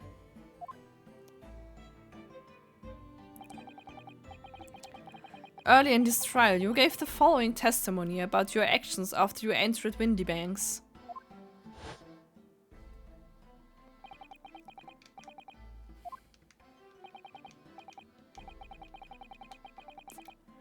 Ja, dass sie nichts bewegen konnten. However, that was a lie. You brothers. On the night in question, you riffled through the items on the victim's counter. We never done nothing of the sort. How did you figure out that? Amazing.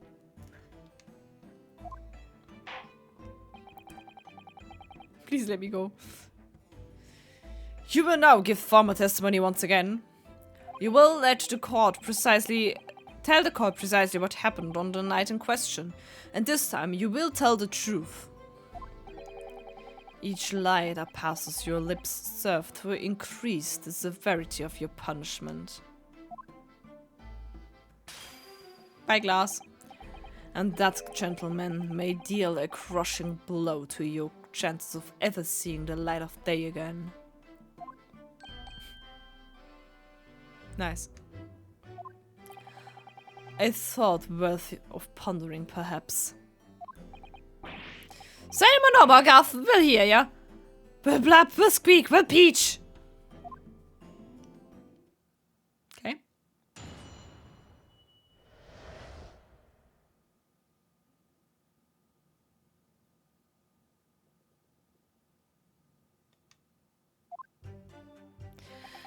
Alright, we did knock a few things over, but we weren't riffling for nothing. It was when we earned the gunshot, see? Made us both jump and all that stuff went flying. No man didn't half give a fright. We was thinking the shoot would come out the door and get us next. Stuck everything back where we found it and scrappled straight into him in the black. We couldn't have shot the bomb broker, see? We never even had a chance, did we?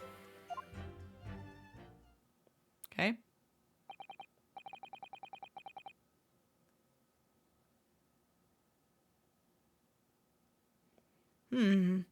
So you admitted to the defense accusation.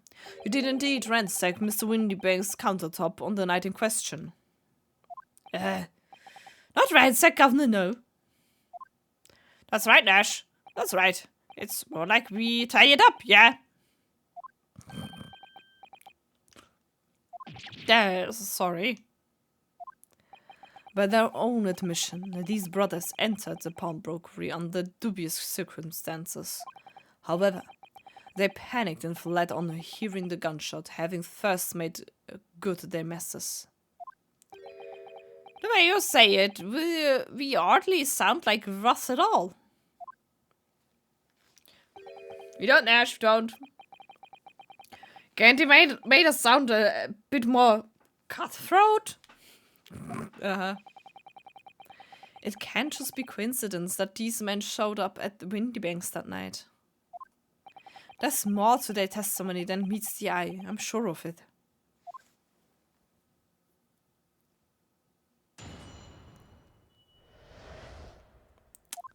Pressen wir mal wieder auf jeden Scheiß, ich glaube.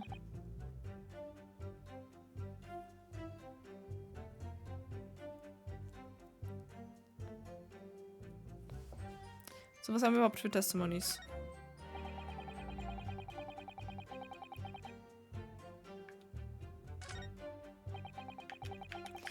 Ja, I don't know.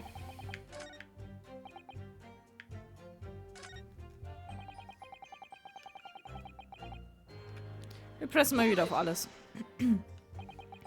If that's the case, then why didn't you testify to that attack in the first place?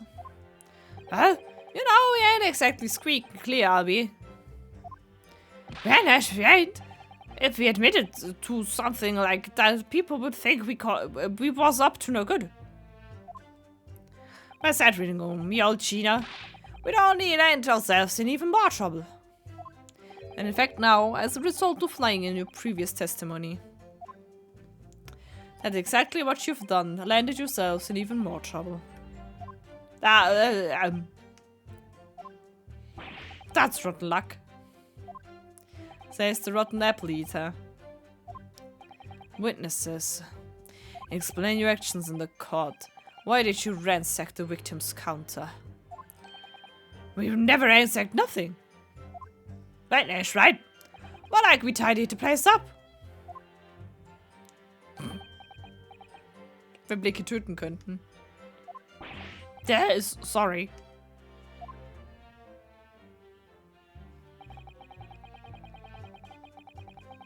Hold it!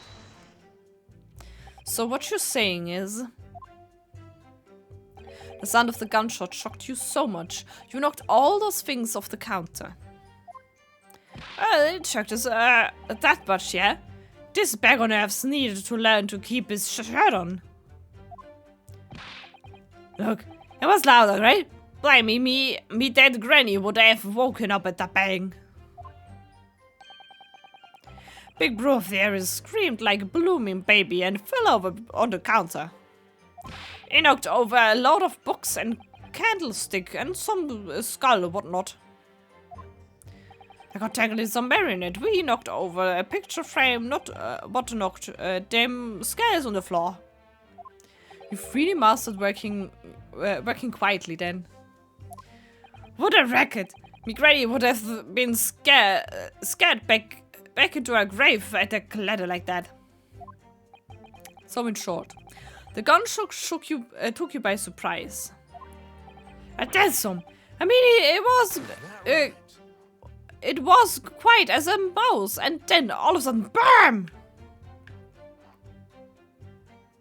Da Probleme? Excuse me. Hello, Gregson. Inspector Gregson, do you have something to add? Like I keep saying, I don't appreciate being lumped in with these scoundrels. You okay? No, something to add about the testimony. You seem to react just now at what Mr. Skulking said. Did it make you think of something? It's probably nothing, of course.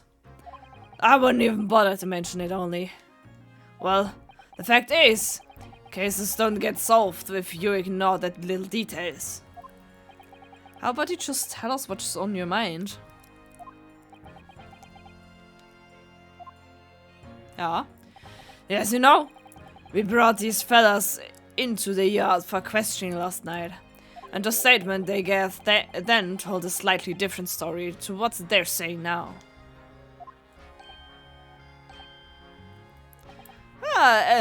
Did it? You claimed you heard the victim shout something out before the gunshot.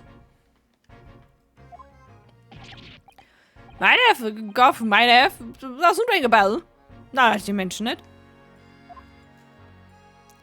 Granted, it's only a minor detail, but still. I can't help feeling like perhaps you've been a bit sloppy with your testimony here, fellas? If I discover the witness's testimony has been any more sloppy than it has hitherto proven to be, I shall be forced to bring the very hardest punishment to bear against them. Easy. We'll get it right this time.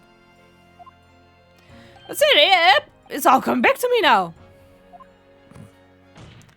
Then speak. Supplement your testimony with whatever details have miraculously turned to your questionable minds, sirs.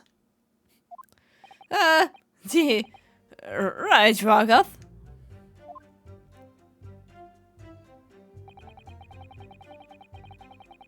Give me that gun.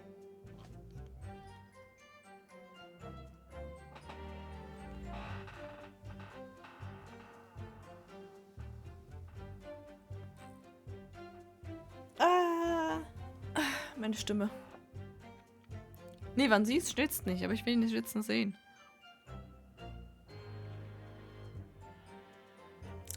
Meine Stimme macht langsam kaputt. Ich habe so viele dumme Stimmen gerade.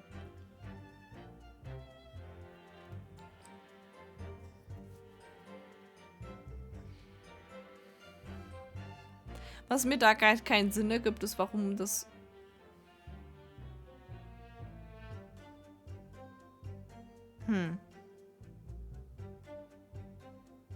Der Text ergibt keinen Sinn. Also warum? Warum würde er mir das Gun, wenn das... Also... Wie können... Gina war ja nicht mehr da mit der Gun. Ihr müsst das ja schon vorher erwähnt dann gesagt haben, nicht?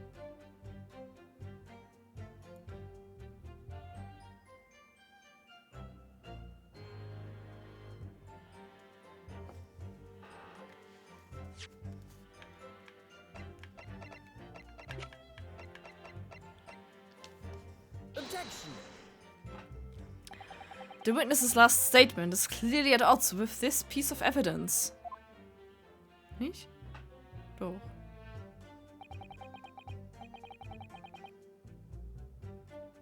Warte, habe ich das Falsche genommen?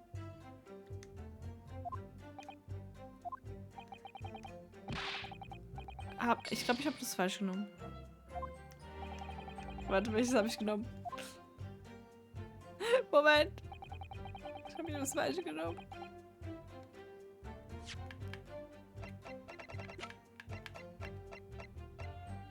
Ist das da? Nee, warte, das da. Ja, ich müsste das da nehmen, nicht... Wurde ja von hinten erschossen. Like, wie kann er sagen... Give me the...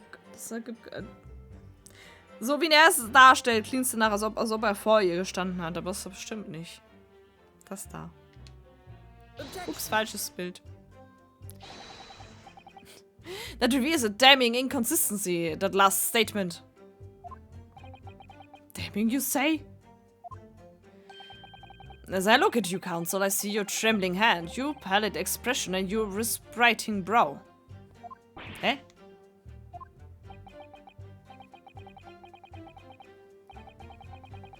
Hä? Ich bin verwirrt. Ich bin absolut verwirrt.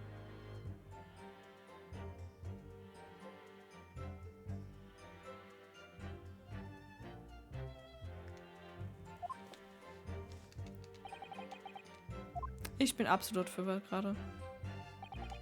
Okay.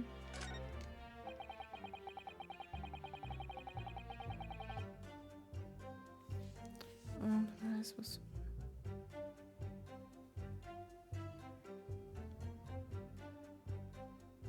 Hä? Nee, warte, das ergibt keinen Sinn.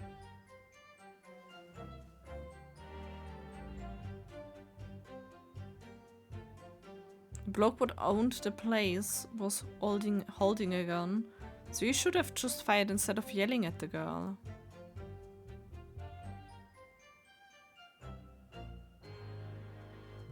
Ich bin gerade komplett verwirrt. Ich brauche den Guide. Ich brauche den Guide. Ich brauche den Guide.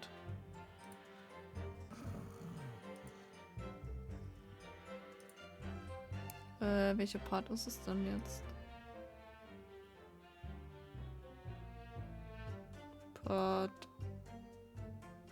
Part 6.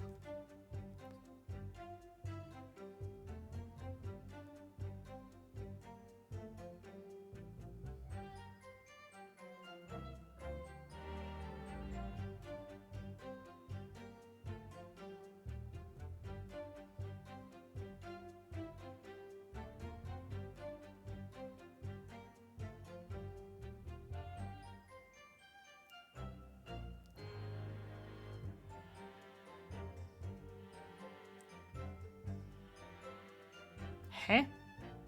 Okay, Ding. Walkthrough sagt, ich müsse bei dem hier. Ist es bei dem? Bei dem hier das Crime Scene staten.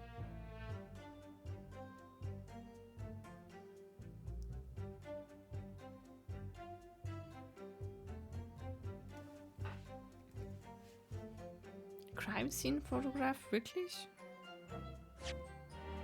Just hope it's right, I guess.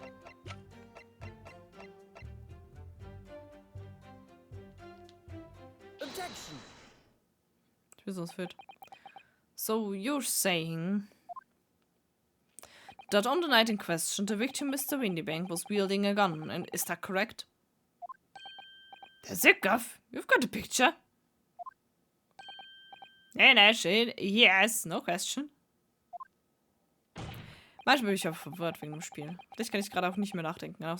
And yet, photographic evidence obtained immediately after the incident clearly shows that Mr. Windybank was not holding a firearm of any description. Hey, what? Gotta bet it. That ain't right. Objection. There can be no question that the victim's revolver was used in the incident. It would remind the court that Mr. Windybank's gun was found at the scene.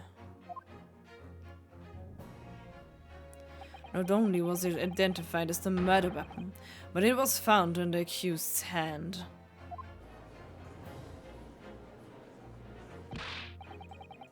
Yeah, the border troller used the victim's own gun to finish him off.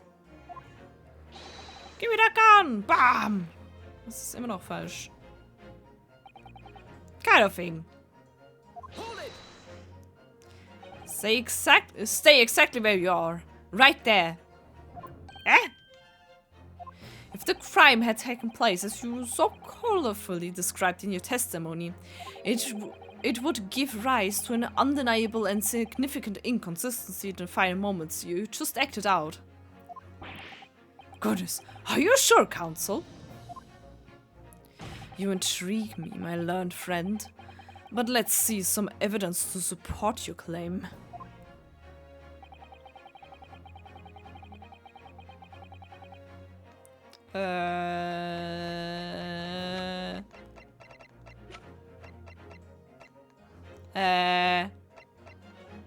The autopsy report.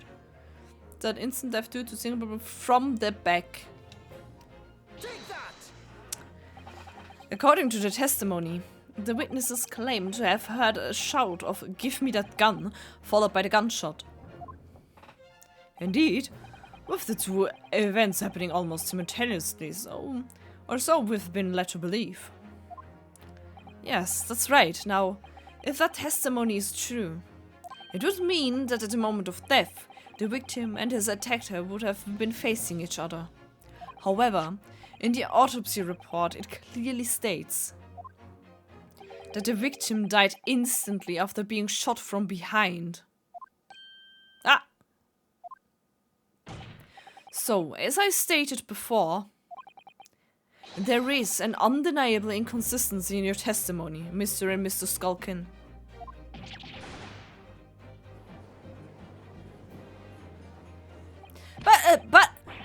But it's the God's honest truth. It is, Dash. It is. And he was shot that night. The shopkeeping had a gun in his hand, and we saw it with our own bleeding eyes. Did I hear you right just now? You actually saw Mr. Windybank holding a gun? Something like that might have slipped out.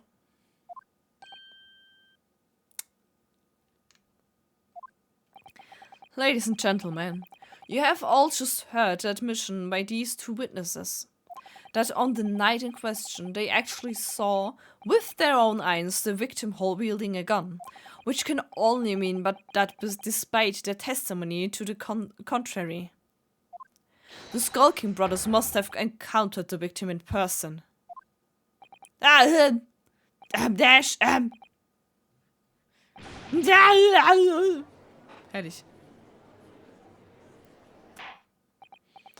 Order! Order! Order! Witnesses, explain yourself at once. Well, the thing is, it were supposed to, It would seem that my previous warning fell on deaf ears. I made it quite clear that false witnesses would be would be the death of you.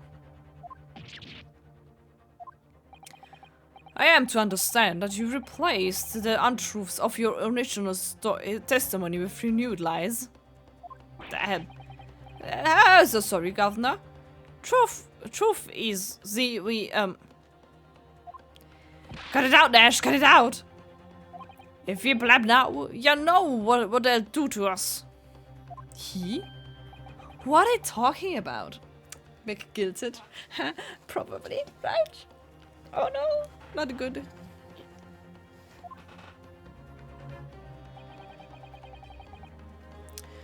Let me make your position here perfectly clear. You will talk. There is no other option available for you. Oder er meint da, hier. Den Judical Dingsbums da, ne? Der da. Strongheart. Vielleicht? Könnte auch sein. Bruv, come on. The game's up. But you have our guts for gators. In case it hasn't quite sunk in yet. No matter how hard you try to hide it, the truth will come out.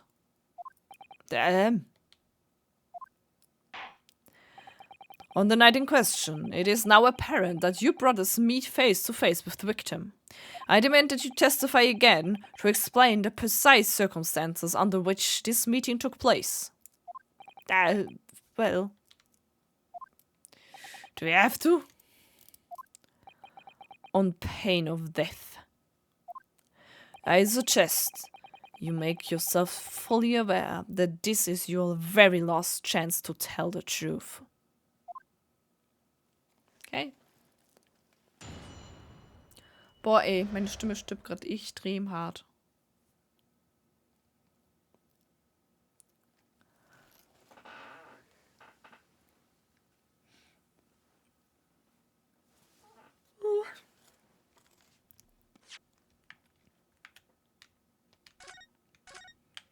Ich glaube, ich muss fertig machen. Kann nicht mehr vorlesen, ey. Ja, meine Stimme stirbt zu sehr gerade. Nochmal speichern. Ja, aber ich will es nicht zu strapazieren, so, you know.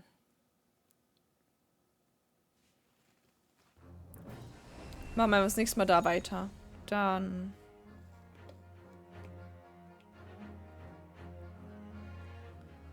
So, ich einfach mal schönen Abend und danke fürs Zugucken und ja, goodbye. Tschüss.